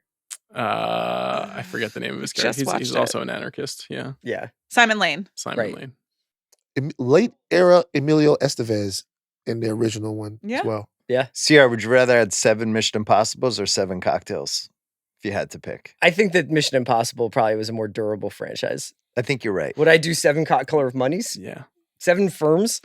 What would I would do? I mean, we Cocktail did do 2 be 7 called? firms. Like Flanny Returns? Well, Cocktail 2 clearly ends up with a waitress, gets divorced, and probably loses the bar. I think Cocktail could have been a trilogy just so we could name the third one Last Call. Cocktail 3 Last Call. Yeah. Last Call. That's pretty good. And he comes back to competitive bartending. I just think I think Flanagan should have just lived in Jamaica, and that I could have spent maybe 5-6 years in Jamaica with just the people coming in and out of the resort. But then you don't get the scene. But the blood. Well, no, I'm saying like for the sequels. Oh, for the I sequels. just think if he's in Jamaica, I'm happy. You're up, big dog. Yeah, I got a draft for need here, unfortunately. So things are starting to get a little thin for my personal taste. So in Mission Impossible, I'm taking Rogue Nation, which I think is definitively the third best. That's the hanging off I the don't plane. want to lose That's it. the Kremlin. Yeah, that's the introduction of Ilsa, Rebecca Ferguson's character. Wow. And the Macquarie era begins here. But that's blowing up the Kremlin to Yes. start. And the hanging off the plane. Mm-hmm. The first time. Not the Burj Khalifa one. The one after that one. Yeah. Because the other ones I have varying degrees of issues with, so I want to feel confident in my Mission Impossible pick. And I love Rogue Nation. No offense, guys. Sorry. Inexplicable bias towards a certain film in this franchise. Inexplicable? I'll explain exactly why I'm with I feel the way him, I feel. but it's nice that you have it. Yeah. So, You'll you be know, able like to get it. if we can have peace, then it's fine. Without suffering, there is no peace, as we learned in the film Fallout. I'm just Googling Tom Cruise, like Oscar nomination, right now. So, Yeah, because I'm getting a little thin there too. So It's the only place I'm getting thin. I think I need a blockbuster. But I also need a sports thing. mm,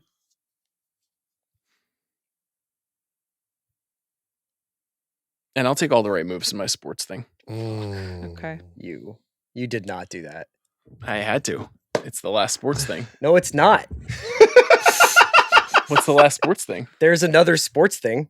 Is there? Tell me about He it. plays football in Oblivion. Yeah, well, I was not going to take that. So you took an 80s movie off the board for me? Well, Oh, man. there's plenty of 80s movies left.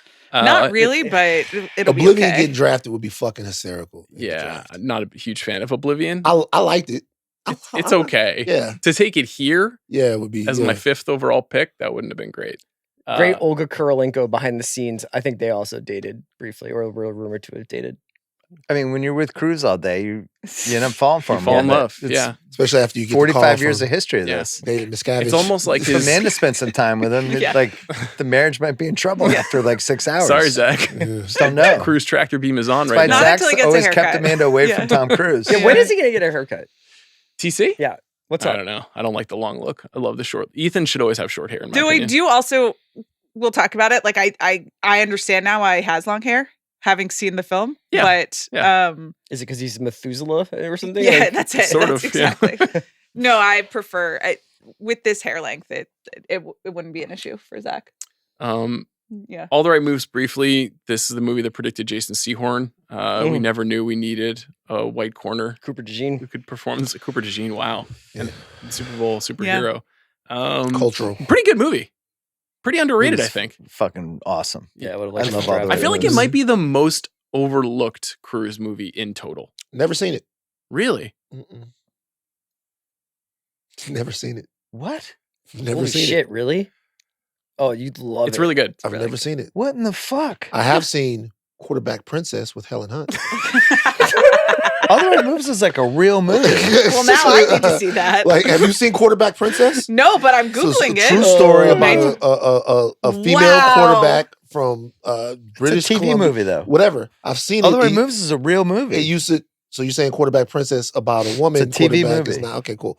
Like I've seen Quarterback Princess. So Just saying it's Okay. a TV movie. I've seen Lucas. All the Right Moves has one of the best football sequences in the history of football movies. If I've seen Lucas though, right? Lucas is No. All the Right Moves No, is they're good. not. It's not.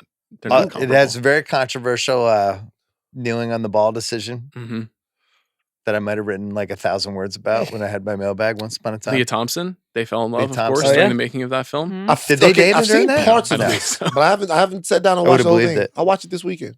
I thought you were just being horny earlier, but you're right, man. He really does have like an incredible resume. It wasn't a bit. Yeah. Mm-hmm. All right, guys. Amanda, you're That's up. my pick. You guys are going to start the conversation. In 21st, well, Leo has anonymous models, and Cruz is just ripping through. I mean, it's Jeter when it's all said and done. Cruz or Jeter. I don't Yeah. know. It's an argument. To your faves. in 21st century, I'm going with Edge of Tomorrow. Oh, fuck. I can't believe you guys left it this long. Oh, I nah, really I honestly had to. can't. Like, I thought that it was going to go in one of the many other categories. This movie rips. This is also in what has been like a dark period of Tom Cruise's career. And, you know, everything happens in 2005. Some not great movies. He's lost his mojo, and like he's back, and he is like alive in this movie, and it's him being good. Decent chemistry with Emily Blunt. I think it goes further than this because it was one of those that came out and everyone said it was good, but nobody believed in it because everyone had given up on Tom Cruise. Because he was down. Right. Yeah, he was so down and out. And it was like, no, you got to see it. No, really, it's good. It's good. And it was like that for about a week. Yeah. It's great.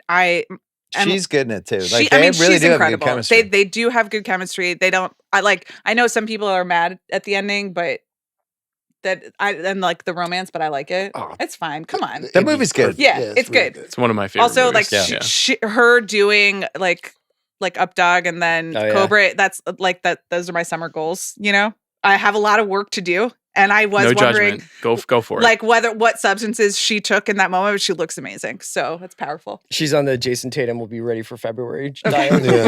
Right. Why? Why do you have to come up? Great pick. Obviously a phenomenal movie. Another movie that I think like it came out and everybody was like, yeah, this is fine. And then bang.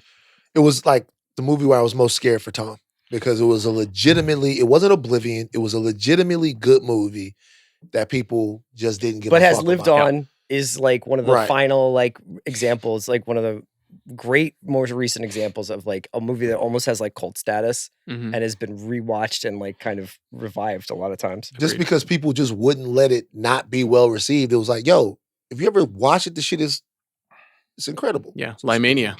Doug. Yeah. All right, Van, you're up. Totally stole what I was going to draft, and I really feel like I was going to be in a good position if I could get Edge of Tomorrow. Yeah. So now I got to go Oscar. Okay. I'm going Vanilla Sky. Okay. Because I'm only drafting. What Oscar did that win? In a tough spot here. It was nominated. For what? I don't know. Best original song. That's right. Wow. What was the original Vanilla song? Sky, written by and performed by Paul McCartney. Sing it. P-Mac. Do you know the I song? wouldn't sing it, but I do know the song. Isn't it the song that plays over the end credits? Mm-hmm. The only song I remember from that movie is the Buckley song. That's fake. Well, that's what her take. They is your movie, if it needs they to be, play if a lot. gets I nominated for an Oscar, rewatched it needs to be in the movie. they have. I mean, it's a Cameron Crowe music budget. Yeah. I don't know whether it's used. The Times Square scene is really cool. I think we should do this on Rewatchables because I think it's like the most interesting movie of its era. It might not be the best movie. I don't like that they just remade a movie that did really well like a year before. It is a much crazier version of Abre Los Ojos. Abre Los Ojos is a much smaller movie than Vanilla Sky. Vanilla Sky becomes this like science fiction extravaganza. And everybody's in it. It was the most off kilter I think me and my friends have ever been like in the movie theater because just had no fucking clue what the movie was actually going to be about. Well, because the movie had no clue what it was. Yeah. It's all over the place. It is a little all over the place, yeah. I rewatched it. It's incoherent. An out and out disaster. So in some ways crazier than Eyes Wide Shut. Yeah. It just like does not work. And I have like a very complicated relationship with Cameron Diaz. So, you know, it's literally one of her best performances. I don't think she's ever been better in a movie than that movie. In the movie. Some of her dialogue in that movie. She's funny. When she's funny, she's really, really funny. She's so psycho in that movie. Some of her dialogue in that movie set the Baton Rouge theaters on fire. We had never seen her like this. We were like, right, the car scene, sure, right. I was like, whoa. It does not come together for me, but it was a swing. So that means CR's up. CR's up. CR's up. Don't fuck this up, CR. Well, what do you got left on the board? 80s Oral Mission. Whatnot. Oral and Whatnot. 80s Mission and Wildcard? Yeah. Okay. Oh, and 21st Century. And 21st Century. Oh boy.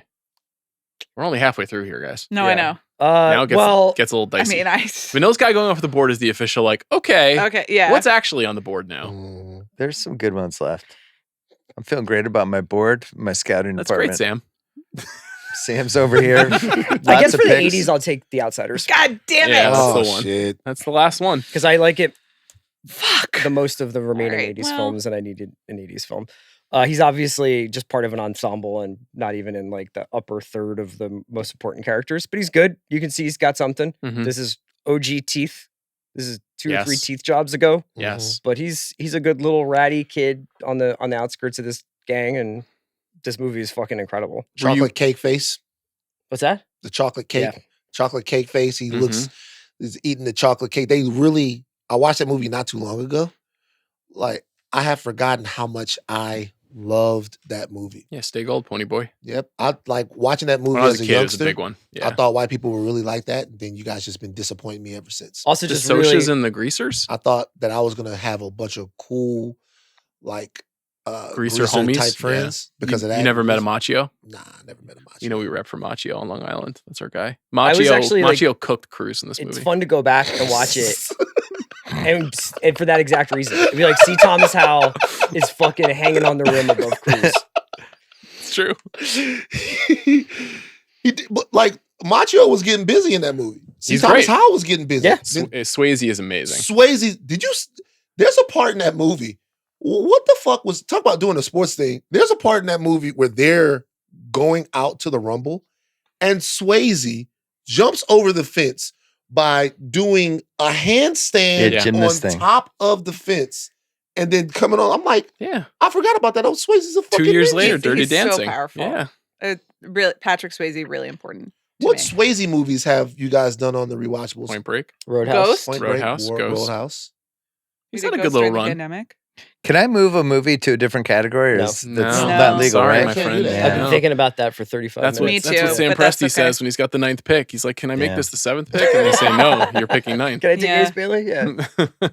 That's fine. 6, 7. Okay. I'll do taps for 80s then, because that's the last one. Wait, is it your pick? It's mine, isn't it? It is Bill's pick, yes. Oh, fuck me. Yeah. Taps is a really good movie. Sure. I like Taps. Sean Penn and Taps. Tim Yes. Hutton, leader of the group at that point, because he was just in Ordinary People. Cruz is a maniac. Super funny, George C. Scott. George C. Scott. It's a boarding school. For some reason, they decide to protect the boarding school because they're going to knock it over for real estate. It's a really good movie. Hutton becomes the cadet commander, Mhm. Yeah. and then the General Bache. It's one of my favorite after school joints. Also, I feel like Taps leads to one of the great movies of the early 90s, Toy Soldiers. Mm-hmm. It lays a lot of the groundwork. It's true. It walks so toy soldiers can run. I'm Yeah. in shambles. Cruz here. goes nuts and taps and starts just fucking letting off rounds all over. Yeah. It's fucking beautiful. Yeah. Man. Hutton did prep so that Will Wheaton could cook. Toy Soldiers. So just CR, you're up. No, Wait, do you have another I'm one? up You got again. another one. My bad. I'm is up Giancarlo again. Esposito in taps? He is. It's a young Giancarlo. I feel like he is. Am I wrong about I that? don't remember. That's 83. That's pretty early for Giancarlo Esposito. First time I saw him, doesn't do the right thing. Mm. Okay, so I need, just trying to figure out what I need. I don't have 21st Century. I don't have Mission Impossible. I don't have a wild card. Okay. I intentionally left 21st Century for later because there's a lot of good 21st Century. And that's going to leave me with a movie that I've watched many times. I know exactly what this is. He was way too short for the role. It's true. Mm-hmm. I don't know why he's in it. Mm. But My girl Rosamund Pike's in it. Yeah. she Yup. is. Yeah. Still have her stock Yeah. in Yeah. the garage. Sure. Jack Reacher. Yeah. This was a back pocket 21st century one for me, too. Do you like Jack Reacher more than Jack Reacher Never Go Back? Yes. Do you know who directed Jack Reacher Never Go Back? This is his second film with Tom Cruise. It's McQuarrie, right? Nope. He directed Jack Reacher. Oh, Who okay. directed Never Go Back? Does anyone know who it is? Mm-mm. Ed Zwick. Oh, that's Really? How great That's is really that? Wow. Special. Love Jack Reacher. Jack Reacher's a Jack good Reacher 1 movie. is a lot of fun. Jack Reacher, Yeah. a lot of fun. There was something about the movie where I didn't know anything about the books, anything like that.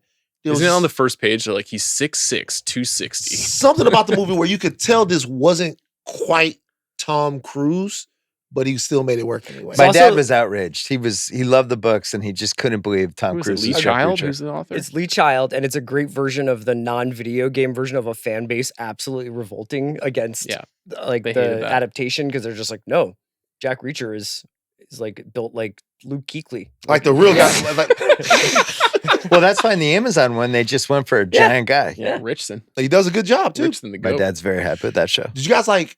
Because Jack Reacher is based off these books. Remember Shooter? Mm-hmm. I like. Oh yeah, Shooter. We Did we do Shooter on Rewatchables? We fucking did. Yeah. I like Shooter, man. Shooter was a real K-Mara at the top of her game. Was it Evil Danny Glover. Evil Danny Glover. Evil Ned Beatty. Johnny Lee Swagger was his name? Yeah. Bob Lee Swagger. Bob Lee Swagger. Yeah. I love It's a One Last Shooter. Job movie. Yeah, I think they made a USA show about. They sure Shooter. did, starring Yeah. Ryan Bro. Felipe. Yeah. Shooter's one of those recently, like a year and a half ago. Shooter's one of those movies where it came out and everybody was shitting on the movie, and so I watched Not it, me. going like, "Oh my god, like this is gonna be No terrible." shitting on my side. I This watched- is where we're at on this pod. Is like all the big hitters are off the And the we're deck talking about now, and we're Shooter. like- I fucking love Which Shooter. Tom Cruise is I not fucking in. love Shooter. Kate Mara. I said it's K-Mara. K-Mara at the top K-Mara? of her game. Yeah. It's amazing she stayed away from Cruise. Yeah, well, they never matched up. They didn't. She never Shouldn't have been slipped able to into resist. under his spell. CR, you're up. I'll take MI3 for Mission Impossible movie. I'm gonna wait for the very last moment before I have to reap what I sow with 2000s. Okay. Okay. No words on MI3. This is the J.J. Abrams one. Philip Seymour Hoffman is the best villain in the history of this franchise. And this is the most human, quote unquote, that Ethan Hunt ever is in the whole entire franchise. I know that it's belittled as a TV movie on certain podcasts on the Ringer Network. Don't really understand that, but It looks like television. That's what I mean by you it. guys, this new bit post-COVID where you're like, it's TV, so it's bad, and like this here we movie does go. not look They like fighting, television. Bill. Wow, a little defensive. Bill, It does. I But mean, it, it just I heard it does this, I have heard some this CSI like thing before, and I was qualities just to like, it. Yes, there's it does. Respectfully. He was making Alias, and it looks like an episode of Alias It with a does bigger not. budget. Let It me just find out does. who I'm shot sorry to this. say. Look All at right. Yeah, man. Why are you giggling? It's like They hate We TV. finally. How long We did got it him. take to We get? got yeah. him. Dan I mean, Mandel like- shot it. I don't know who that is. Apparently not Vilmos Sigmund, but still. Isn't it weird when Philip Seymour Hoffman just gets on screen with a bunch of veteran actors and just shows how much fucking better he is than everybody who's fucking. He's did it? phenomenal in it. There's no question about it. He's amazing in that movie. He is a great villain. The Rabbit's Foot is a great aspect of the film, but it is like commits every J.J. Abrams sin of the book to me. Like unresolved storylines that are supposed to be the most important thing in the world. Shooting every scene like it's an episode of 30-something. Like I don't Doesn't know. look like 30-something. Go back and watch the Carrie- party 30-something scene. The is Carrie fucking Russell crazy. cold open is so fucking sick. You're the eye thing has got you cooked. You just think that was the coolest thing of all time, and it was cool. Episode of 30 But, something. you know, it's cool. Okay. They put a fuse in her eye. Timothy you know? Busfield. I really like Hoffman's performance in that movie, and I think it was a good pick, CR. Thanks, man. Don't get bullied by these movie snobs. Take it from Sam. Going on Letterboxd. 2.5 stars. Excuse me. Mission Impossible 3. It's a TV movie. Excuse me. Vote yes. Have you even seen it? Honestly, Mission Impossible 3. Yeah. Hoffman's really. I like Evil Hoffman. He's fucking amazing in It's it. the whole reason He's I like actually the movie. He's actually maybe Absolutely. the On only Monahan? good villain that they've had. Don't make like me the, do Yeah. this! the only He's great. the I only like that memorable movie. villain from the series Probably ever. my to second me. favorite he's the one. only what? Yeah. What's Memorable your favorite villain one? from the Mission Impossible been picked series yet. ever. Oh. You drafted Wow. Fallout, which has Sean Harris. I know, but Fallout, but it's not. I didn't draft it because of him. Like I Okay. drafted because, but I think that I don't think I of love these Sean movies. Harris. They way overcommitted to Sean Harris in the back half of this franchise. I And now it's disagree. like, isn't the bad guy AI? Come on, man. Yeah. Yes. We used I to mean, make I'm things with in you. this country. Well, we'll talk about it. Yeah. Okay. Kind of hard to weigh in on that We used right to be now. beautiful. What's man. left on the board for me? Can somebody? You have you took Mission Impossible. You have a wild card left, and you have 90s. Oh, 90s. Okay, Yeah. cool. Oof. 90s. Not a lot of 90s left. Not a lot of 90s No. left. I may end up having to take a movie that I actually don't like. Very Right much. now is why I took A Few Good Men first overall, Mm. because I was a little nervous about Yeah. where we're at. That's why I took Jerry Maguire with my Yeah. sixth pick in the draft. Yeah. I think there are two 90s films left that have gone I'm going undrafted. to draft one next. You are going to have to. My Is it- wild card's going to be an episode of It's your Alias. turn. Oh, it's I my think Tom turn? Cruise Yes. watched once. So I got two 90s movies that I could take.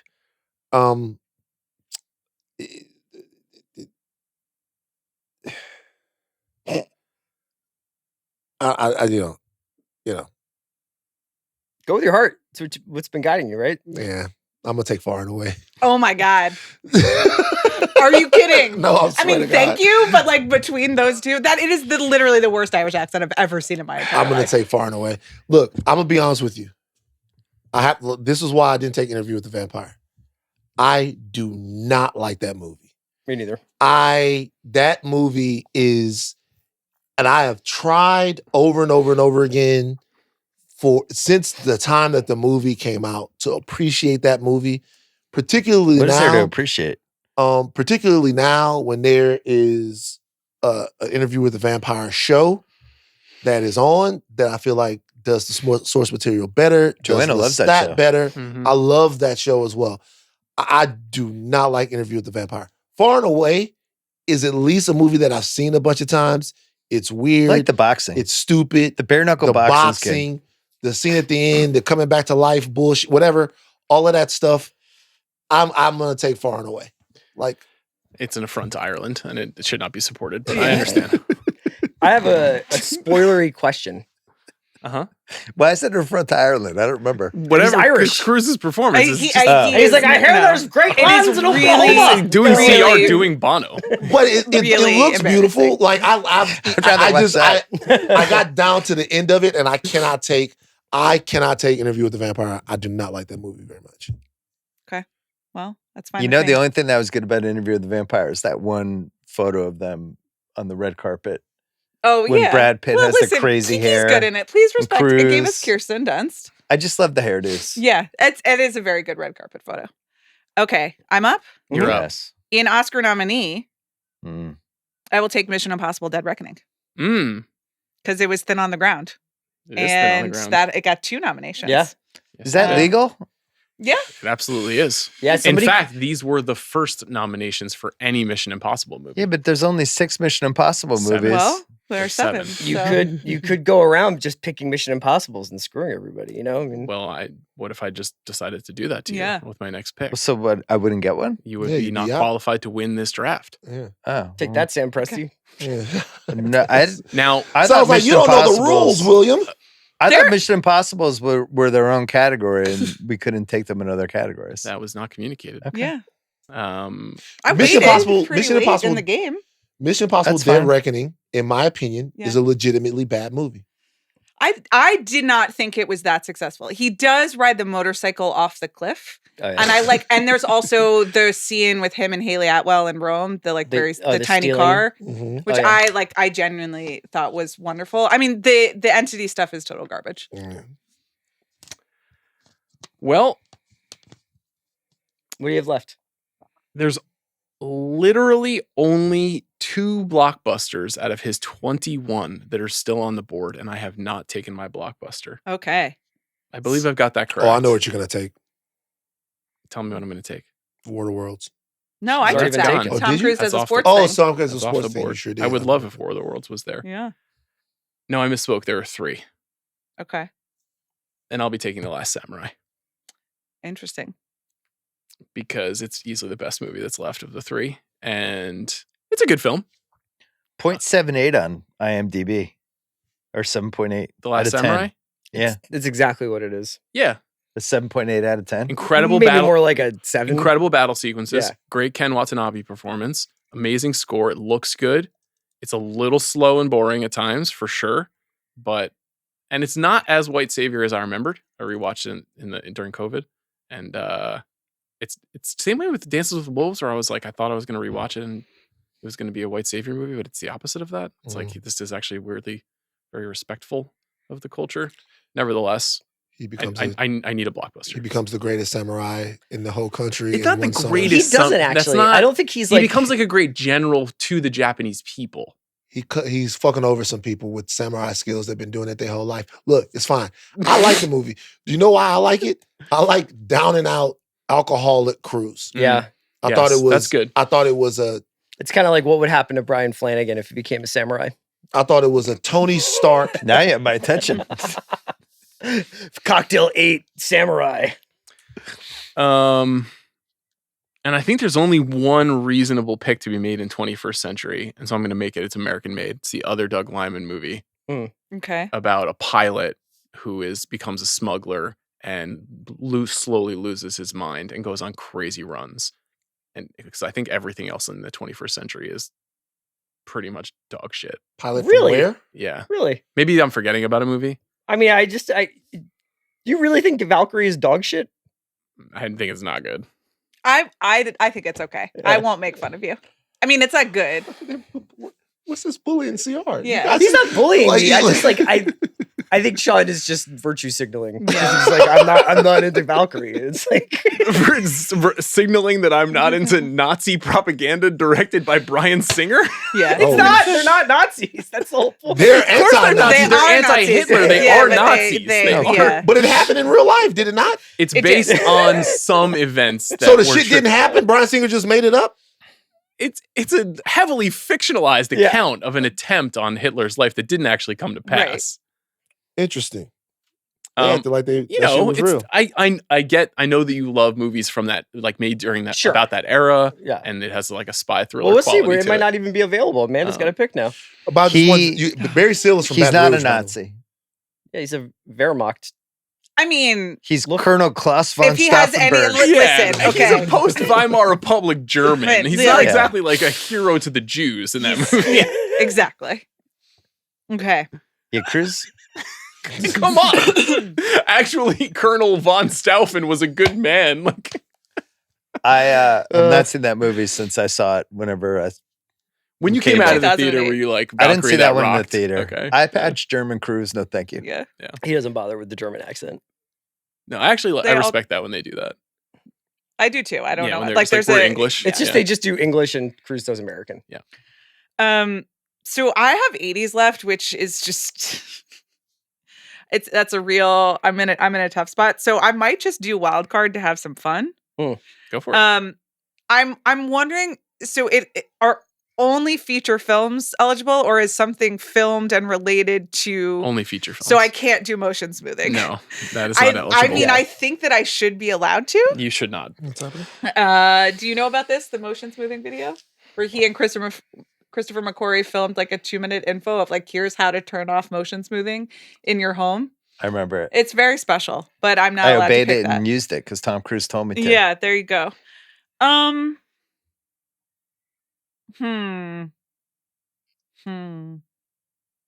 What am I going to do here? I mean, I thought you guys were like pretty rude about Interview with a Vampire. You can take it. There's that. It's a cultural phenomenon. Yeah. First time Cruise and Pitt together. Again, Everyone was very There's 11 two Mission Kirsten Impossible Dunst. movies on the board. I know, and I'm like trying to figure out whether to be a real dick to Bill. Mm-hmm. But You I can do what you want. I know, and you'll still have one, and it'll be fine.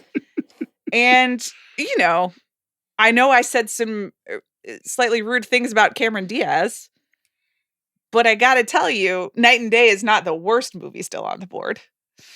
So I can't believe on the pod where you dissed Cameron Diaz in Vanilla Sky giving one of her best performances, you're going to take one of her worst I movies. think that you and I like different things about Cameron Diaz, you know? So, and that's fine. The world is this large and has room for both performances. Are you sure you don't want Valkyrie? Do you think she's better in Vanilla Sky or The Counselor? The way Counselor's better in one. Counselor. Yeah. Counselor's Yeah, one. Counselor is like way better. She's good. Obviously the climactic scene in Vanilla Sky, she's good. But when she and speaking of bedroom scenes, the first time you see her when they're supposed to have just had sex Mhm. is like the chasm between two people has never been greater. It's really It's a recurring theme in Yeah. these Cruise films. So you're taking Night and Day. No, I don't think I'm going to take Night and Day.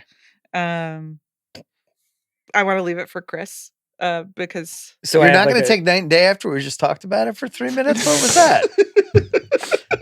You made What me was in my that? house. Welcome to my life.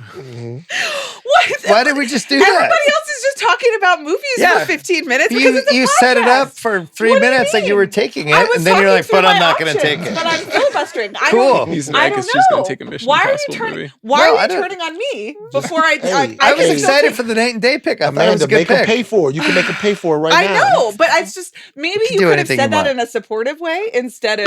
I was Bill? excited like, for the what's pick. wrong with you? It's International Women's Month. Wasn't the Night and Day promo tour was when he went to like 7 continents in 24 hours? That's Yes, when he did that the was Young it. The Jock. motorcycle. Yeah, Yeah. Okay. All Remember right. when he went on 106 in Park and did the Young Jock Oh dance? God. shit! I do. That was out of my mind. But you know how big of a fucking deal it was for Tom Cruise to have gone on 106 Park because he had been on there before. I think the one when he did it was when it was like an award show. Maybe it was BT Awards. He went on 106 Park for Collateral, and it was like Oh, a okay. big fucking deal that he was on there. TC, give it back to the All I right, don't think fine. Diaz never dated him. Who? Cam? No, was I don't this think in the? I don't think Sparks flew in the set. Maybe she But was we're with not Justin Timberlake. All right, fine. I'll do Night and Day and Wild Card. Okay, cool. Why not? You got bullied into it. That's fine. Yeah. I mean, think like, there's no movies left. Night and Day and Wild Card you got? yeah, Okay. So you still have 80s left. I do, but what There's am I- no 80s movies left. There is. There's one. Well, there's one. There's Yeah. two. There's two. There's two left. It's my turn to draft. It is. Mhm. So I'm doing wild card. I'm taking legend. Go. Oh my go in. God. So Speak that on it. means- Oh my God. You could have picked anything. No. You could have picked anything. You could have like Mission Impossible 3 too. But I'm picking legend. It's fine. It's like I honestly I don't like Legends, so me having to pick it would have Right. been dishonest. So sure. Tim Curry is incredible in Legend. I love what Tim Curry is up to. The rest of the movie I don't like at all. I think legend is cool. I like unicorns. Ridley It Scott. sucks. Ridley Scott. I think Legend is cool. And like it's a movie that I've watched a lot. It was gonna be between Legend and Oblivion for my wild card. And I don't think Okay. I could have Oblivion on my team, even though I like Oblivion. I think Oblivion was okay. It's Are you an effective teen? That's what she says. That is what she says. Oblivion is an important movie because without Oblivion, we don't get Top Gun Maverick because Joseph Kosinski directs him in that movie. I'm taking Ghost Protocol. I was hoping it would be on the board. Yeah. I left it for you. Good value. Yeah. Good value. I could have taken it from you That's for Brad 21st Bird, Century, right? but I did not do that. I Let like the that record movie. I show. could have taken it in Wild Card and I didn't, mostly because you shamed me. Well, you did a 3-minute preamble for Night and Day. Oh, excuse me for talking on a I mean- podcast. It's just you set it up. It was like on The Bachelor when they seem like they're going to propose, and then they're like they do the, but Yeah, that's called. I don't feel like I'm That's not called there. in the great journey. television You're everything making, I okay? ever wanted in a Cameron Diaz movie. I was moved by your performance. I'm so happy I'm in this position right now. But Ghost Protocol has the building scene, Burj Khalifa. and also has Paula Patton, who I think is just smoking. Yeah. Just really like her. And also Leia Sadu. Yeah. And Meg. And Josh Holloway. And also didn't revive the franchise, but I think 3 was pretty polarizing, and then Ghost Protocol's Ghost after. Pro is where Renner comes in, right? Yeah. Yes. Yeah. It was Ghost going to be the Protocol's attempted good. handoff, and then he didn't. He was like, actually, I'm going to hold I on to like it. It's good. It's I I definitely think good. it's my I think- third favorite. Ghost Protocol didn't revive the franchise, but it's a very important one. in Rejuvenated that- Yeah, it kind of It shows that it can be a long running that franchise. it's durable. Yeah, it got a little younger, a little sexier. Yep. Got all the old guys out of it. So Ghost Protocol was very important in it. So this is my last pick. Yeah, you're It's done. your last pick, wild card. I mean, Reacher 2 is still out there. This is really It's a tough having 3-minute. the last pick in this draft. It's not 3 ideal. minute Amanda prelim and then not take Reacher 2. I think going first was the worst position. Yeah, I mean, I didn't want it. Just of all the things to be mad about, that I talked about a film for 3 minutes. Wasn't mad. Confused. Don't say that I'm mad. I wasn't mad. You would be Don't mad put if it- I took Losing It with Tom Cruise right now, which I think is the last 80s movie. There's one more. There is about one Curtis more. There's Losing It and Endless Love. Yeah. 2 classics. Well, shit. I mean, if you're going to do Oblivion's pretty good. Did that get taken yet? No. Yeah. What was the plot of Oblivion? I only saw it It's the once. little globes that fly around, and then Morgan Freeman's got all the books underground. They're living in a post-apocalyptic world, Yeah. and there's actually a lot of clones of Tom Cruise And Andrea Riseborough's controlling everything from a little tower. from a tower. And you think that the tower's the good guys, the tower's the bad guys, the aliens are. Yeah, I like that. I'm going to take that as my wild card. I only saw it once, but I think it's good value. Did think about Rock of Ages there. Mm-hmm. It's a reprehensible movie. It's unwatchable. really bad. It's like fucking terrible. I think it's his worst film. yeah. It's really awful. Mhm. So I couldn't do it. That's the one movie that needs to go undrafted in this. The draft, in my undrafted opinion. list is going to be really fun. We made 46, so 6 aren't getting drafted. Yes, although one of them is the new Mission Impossible. So that's 5 movies then basically that have come out. What a list that's going to be. We're almost there. I've got 2 left, 2 picks left. No, 20 one pick. 21st. I didn't pick wild card. Did we skip you? I think you might have skipped me, but it doesn't matter. No, we didn't skip you. I see CR. Oh, I think you did get skipped. Bill skipped you. Okay. Did I skip I didn't you? skip you. That's all right. I'm going to stand by my original bit, and I'm going to go Valkyrie for 21st Century. Okay. Then we're going to go right back to you. Do you want to Yeah. pontificate now on defending the perspective? I keep looking for funny things to say, but they are all like Bryan Singer quotes, so I'm just going to skip. Yeah. Good plan. Great. Congrats on that. Chris, he did Chris is call, like, I'm under a gag order. Von discussing this Stauffenberg a movie. humanist. A humanist. Okay. Certainly. Great. And my wild card. I wish we could do kind of like fun stuff, Mm-hmm. you know, outside of the feature films. Mm-hmm. What I were still you think gonna we should have do? done girlfriends. I was going to do the Paris Olympic stunt. Oh yeah, that's a good one. That would be Also, Tom Cruise doing a sport, skydiving a sport. Yes. I We think could, so. Tom Cruise pop culture moment could have been a category. Yeah, I would go, what was it? 90 or 2000 VMAs with Stiller. It's a big one. That was Tom good. Cruise and the Tom Cruise stunt double Tom Cruise, CROOZ. Sure. so yeah, I just get another pick. You can pick a film in Yeah, Wildcard. I'll go. No, nobody picked it. I guess I'll do Mission 2. Okay. Great. John Woo, motorcycle fight, worth it alone. Movies having a little bit of a resurgence. Yeah, People are revisiting whether or not Mission 2 was as bad as and we he's first thought it returned was. to the hair too. Mhm. He has. I like John Woo, so yeah. Yeah. I don't mind it. Good value. Could be worse. You could be Amanda. You looking could be at an me 80s about movie. to Losing It. take Endless Love in 80s. So Is that what you're What, going how to do? many minutes was he even in? He's in like 3 scenes, right? I think it's like 2 scenes. no, I watched them. I watched the 2 scenes. Yeah, it's What does he do? counts. What's his part? He he gives the guy the idea to burn the house down. Yes. Oh, Yeah. Billy. He plays What Billy. a fucked movie. Do you Yeah. know who directed the film Endless Love? I do. but- Italian cinema master Franco Zeffirelli of Wow. Romeo and Juliet fame. wow. That's the first. Is it the first movie the Cruise made? I think it is. Yeah. I think it's before Losing Mhm. It. Incredible theme song though. Very That popular. Yeah, became, this uh, also Endless Love was also eligible in Oscar nominee. Is it Donna Summer? Who sings Yeah. that song? No, it was Lionel Richie and Diana Ross. Oh, Diana yeah. Ross. Oh, right. Yes. Yes. My okay, well- my love. What are you gonna pick? Reacher 2? endless love. It's an emotional Bob. one. Oh. You guys skipped Van. Oh, we skipped Oh, we Van skipped again. Van. No, you And didn't. Van still has to do Blockbuster. Is there any blockbusters left? Interview with a Vampire. There is left? one. Yeah. And it's the Oh, one I thought that are you sure I didn't pick Blockbuster? I'm positive. Because also you didn't. You have a whole other category still. We just skipped over you. Chris just picked his last one. Then there would be you next. Then Amanda, and then Sean would finish. We got a little out of sorts in the end there because Yeah. Bill went ahead of Chris and then Chris went to Amanda. So you have an Interview with a Vampire. Yeah. You got Endless Love. You got MI2. And Valkyrie. and Valkyrie. Can I make a request? I have another pick left. I for the know, record. but this is just a personal thing. When you guys do the social card, don't make it seem like I drafted Valkyrie first. Should we just go 8 Valkyries for you? Would that be more accurate to your taste?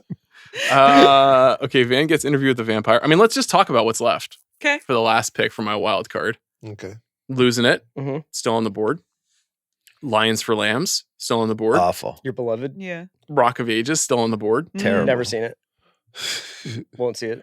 Really tough Aniston performance. The Mummy, Really bad. still on Sure. the board. Really bad. Fucking Abominable. terrible movie. Hated And Jack Reacher, Never Go Back. Oh, you have Honestly, okay, you you did got good. it. It is Actually, obviously, yeah, it you is fucking- obviously you gonna got- be you Jack lucked up. Reacher, Never Go Back. Oh, wait a minute. it. I almost took I it. should have taken Jack Reacher, Never Go Back. It didn't cross 100 mil. Yeah. Really? Yeah. It kind of bombed, It didn't it? did. It did kind of bomb. Interesting. I think didn't you and see I that. saw it in the. Did we see 2? I thought We we saw one in the theater. theaters. I think I saw 2 with you, maybe in the I did theater. not We see definitely 2 saw in it in the theaters. theater. It made Definitely 58 didn't million happen. domestic. Oh, so that's a huge bomb. It then. was a big bomb. But that gives me 2 Ed Zwick movies on my That's board. incredible. Wow. Double Zwick. Okay. Those well, are some bad movies, by the way. We can't do girlfriends as the last category? Go ahead, Sean. Love interest. yeah, Love I'm think- interest. 80s Mimi Rogers. No question. That's a Okay, are we doing Snake? It's a All right, fastball down the middle Penelope for me. Cruz. Is it Van or Chris? Van. I'll go. It's Van. I'll go. I mean, it's Van. It's Van. Van. Oh, it's Van. Yeah. I have to go Ana de Armas then. Okay. I mean, wait, over Kidman? Yeah, I got Kidman. I mean, we're Australians. Well, I just you guys. What are we basing? You said it you on? weren't into Kidman. I'm saying I just don't like him, like her for him. Is this like a Valkyrie situation where, like, if it could be your version of Kidman, then she would be the hero that you wanted? I'm gonna go. Kidman is I have 2 picks. I'm gonna go DeMornay. Okay. Katie Holmes. Okay. Oh, that's great value. Yeah. See, I wouldn't take Katie Holmes because Harry Dean Stanton showed up on the set and was like, "Stop fucking around with Rebecca De Mornay," and they still went through. Did he ever take a trip around the block with Salma Hayek? Was that ever a thing? I'm Googling Tom Cruise dating history right now. Yeah, give us some names that we didn't know. Did he ever have like a Daphne Zuniga in there or something? Are we going back around? Because yeah, sure. He was rumored with Haley Atwell. I said, who is another of my I would marry Haley Atwell is the today. logical conclusion from Mimi Rogers. Yeah. She is the sequel. Why is that? So many ways. Why you know why? You know why?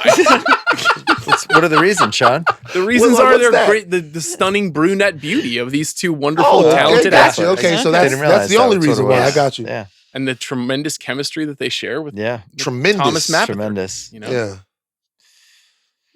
You ever see The Rapture with Mimi Rogers? Of course, yeah. Written by Michael Tolkien. What other girlfriends do we miss? What's going on with you? It's remember when he and Shakira were quote unquote dating because they were photographed together at like one of the F1 events. Oh, they went on a date? Yeah, that was after PK, the Jam or whatever. Yeah. Who else? Let's see. We've got Ana de Armas on here. Cher apparently.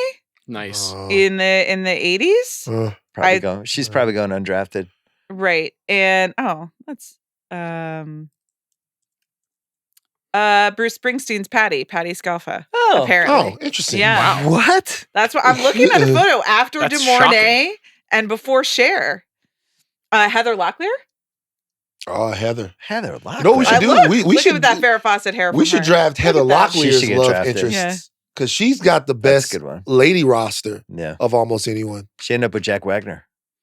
Lady rosters. We never give the sisters. Is Sambora, is that a W for her? I'm not so sure. So are you going to recap? I am going to recap. I just want to point out one, first of all, my team sucks. This is a brutal roster for me on the Tom Cruise movie draft. 2, the 5 movies that went undrafted officially were Losing It, Endless Love, Lions for I drafted Endless Love. She took Endless Love. So what am I forgetting? Losing It, Lions for Lambs, The Mummy, Rock of Ages. What's the 5th one that I'm not thinking of? Scrolling. Because all the Mission movies went. Austin Powers and Goldmember. Yeah, you should have taken that. Fuck me. Oh, no. Fuck me. I should have thought of that. No! Is he really in that, though? It's He was a cameo himself. It's a cameo. It's kind of a cameo in Tropic Thunder. It is. No. It is a cameo in Tropic Thunder, by the way. Horseshit. But I should have took that. Wild Card would have been a fun place to take that. Wild Card would have been a fun place to take. Okay, let's recap all of our picks. Okay. Since I went first, I'll read mine first. In 80s, I got Risky Business. In 90s, I got A Few Good Men. So far, so good. 21st Century American Made. Oscar nominee, Born on the 4th of July. Mission Impossible, I got Rogue Nation. Tom Cruise does a sports thing, I got All the Right Moves. Blockbuster, I got The Last Samurai. And in Wildcard, I took Jack Reacher, Never Go Back, which I did not expect to be drafting today. Okay, Amanda, what'd you get? It's a really tough start for me. In 80s, Endless Love. In 90s, Magnolia. 21st Century, Edge of Tomorrow. Oscar nominee, Mission Impossible, Dead Reckoning. Mission Impossible. Tom Cruise does a sports thing, War of the Worlds. Blockbuster, Top Gun Maverick. And Wildcard, Just for Bill, Night and Day. You got pretty close to heaven there. You did a good job. In the middle it's okay. Everybody has 2 or 3. No, I've got a couple that I just really Van, didn't want it to go that Bob's way. got to read mine off because I wasn't writing them down. I'm looking at them. All right, let me see. Okay. Where we at? 80s. 80s, I got Cocktail. 90s. No, yes. I got Far and Away. 21st Century, I got Collateral. Oscar nominee, I got Vanilla Sky. Mission Impossible, I got Mission Impossible Fallout. Tom Cruise does a sports thing, I have Days of Thunder. Blockbuster, I have Interview with the Wild Card, I have Legend. I feel good about my team. That's not even a playoff team. I feel good about my team. CR, what did you get? Cool In team. the 80s, I have The Outsiders. In the 90s, I have Eyes Wide Shut. In the 21st century, I have Valkyrie. I love Nazis. In Oscar nominee, I have The Firm. In Mission Impossible, I have Mission Impossible 3. In Tom Cruise Does a Sports Thing, I have Color of Money. In Blockbuster, I have Minority Report. And in Wild Card, I have Mission Impossible 2. I was not aware of the good. Valkyrie discourse. What's that? I wasn't aware of It's the just Valkyrie. a bit. It's Yeah, just it's- a. It's, Oh. yeah. It's just. It's like if he makes it seem like I'm way outside of the conventional wisdom, it freaks me out so much that I almost don't pick it. All right. But I'm sticking with I3 and I'm sticking with Valkyrie. There you go. Bill, what'd you get? 80s, Taps. 90s, Jerry Maguire. 21st century, Jack Reacher. Oscar, Rain Man. Actually won the Oscar. Mission Impossible, Ghost Protocol. Tom Cruise Does the Sports Thing, Top Gun. Blockbuster, Tropic Thunder. Wild Card, Oblivion. Bill won. Where's my camera? Send the trophy to my Bill fucking won. house. I do think Bill won. Yeah, Bill won. Yeah. And this is a case where, unfortunately, being at the turn was the best Yeah. scenario. Did you Oh, that's what it enjoy was. this many Yeah. categories? You bitched and moaned, but you got the best. You got the best situation. I mean, you guys are doing your artsy fartsy picks, and I was just taking Well, winners. Artsy fartsy. Yeah. What Well, artsy I'm fartsy just picks taking did I take? winners. Top Gun fell to 5 or 6. I mean, I took It's Top like Gun the most Maverick. important Tom Cruise movie. She took Maverick. I though. took Yeah. Maverick. I mean, it's Cool. in the It's not that universe. good, in my opinion. Top Gun? It's not that good.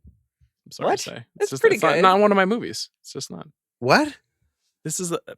Was I on that rewatchables? It's not. Not a movie I ever had passion for. Honestly, I love a lot of other Tony Scott movies. But You don't really like it when vehicles go fast. That doesn't, So in general, that doesn't speak to you. of the Tony because Michael he's also Mann's out Ferrari. on. He's I like out that on movie. Fucking Fast and went- Furious. He's out on Top Gun. Saved the world at the end of the movie. I think the it's one of those Russians movies were where over like the its line. reputation culturally far exceeds its quality. Interesting. So of For the me. Tony Scott movies, you don't think like what's your 40 years ago. what's your Tony Scott jams? What are your Tony Scott jams? Crimson Tide for Crimson sure. Tide. True Is Crimson Romance Tide- for sure. Is Crimson Tide better than Top Gun? I would much rather watch Crimson Tide personally. Probably better, right? As a movie, yeah. Yeah. But like I I mean- even prefer like Enemy of the State to Top Gun. Like I know why Top Gun is huge and I get its importance. It also wasn't. I was 3 when it came out. You know, it didn't hit for me at the same time. So nothing against it. Not a patriot. Yeah. Not a humanist. Is Valkyrie your Top Gun? Any closing thoughts? You feel good? Everybody feel Yeah. good about this Did you draft? enjoy this many categories? It's hard. Yeah. It was challenging. At least and Rock of Ages didn't get drafted. Feel good about that? Yeah, probably 7 categories instead of 8. Yeah, we It- could have it got just a little taken thin. wild card off the board Right. and been fine. Yeah. Because Tom Cruise Does a Sports Thing is kind of your cool wild cardy. Yes. Topic. Yeah. So it's like a percentage should of the say. amount of movies somebody made versus the amount of movies you'd want to draft, and it should probably be around 75%. I think that would actually be pretty good. Cruise is unusual. I mean, we could have gotten through 5 categories fully, and everybody I think would have been at least content Yeah. Oh yeah. right there Yeah, with yeah, their yeah, yeah, picks. So part of the reason why I wanted to do it is because put a little pressure on the I'm scenario. surprised it didn't Hmm. break. You know, I did think We that both there could was have broken him. Yes, and we chose not to. Which, I think you should have. I would have done it. Okay, I know, That's but you're why our we're not guest. like you. You thought about it though. Yeah, sure. I did. learned that. From That you. was actually part of the 3-minute monologue, but you weren't listening to that. I was Not- trying to not in a way. emotionally prepare you. That's okay. Can I say that I don't think I've ever seen Night and Away? Night and day. Night and Day. Okay, sure. Far and Away. Night far, and Day. far and away and night and day. That would be It a would hell be of good a if they just mashup. started remixing his movies. And What's just the like, plot? what if he was Irish in Night and Day? Yeah, they'd like when they mix Yeah. music. Yeah. What was the plot of Night and Day? He's like a not CIA, but like undercover special agent, agent. special Oh. agent. Yeah. And she fixes cars for a living. And she somehow gets roped into not his mission, but the people who are out to get him think that she's working with him. So Let me ask you a question. Yeah. It's just a weird pairing. Should Night and Day have been eligible in Tom Cruise Does a Sports Thing because they run with the Bulls in the movie? Oh, I just think 100%. that's a stunt. That's not Yeah. a sport. You No, know, that's a running on the sport. Bulls is a sport. No, it's just fear. It's just running from a But is it wild like a animal. cultural tradition? Are you trying to make me make fun of Castilian tradition? No, I'm not doing that. Tell us more. Tell us more, Colonel Klaus von Stauffenberg. Forevermore. When we do Final Destination Bloodlines, I'm definitely wearing an eye patch without any mentioning it. I'm Sean Fennessey. Here's Colonel von Stauffenberg. Bill, Van, Chris, Amanda, thank you so much. Thanks to Bobby Wagner. Thanks to Jack Sanders for his work on this episode. Next week, Chris did tease it. We are talking about Final Destination Bloodline. We're also ranking every single kill in the history of the Final Destination franchise. God. I've been doing my research. Tremendous undertaking. It's like one of the most clear number one seeds since in a long time for me. Are you referring to an opening sequence in one of the films? Yes. Okay. No giveaways there. Guys, thank you. This was fun. See you next week.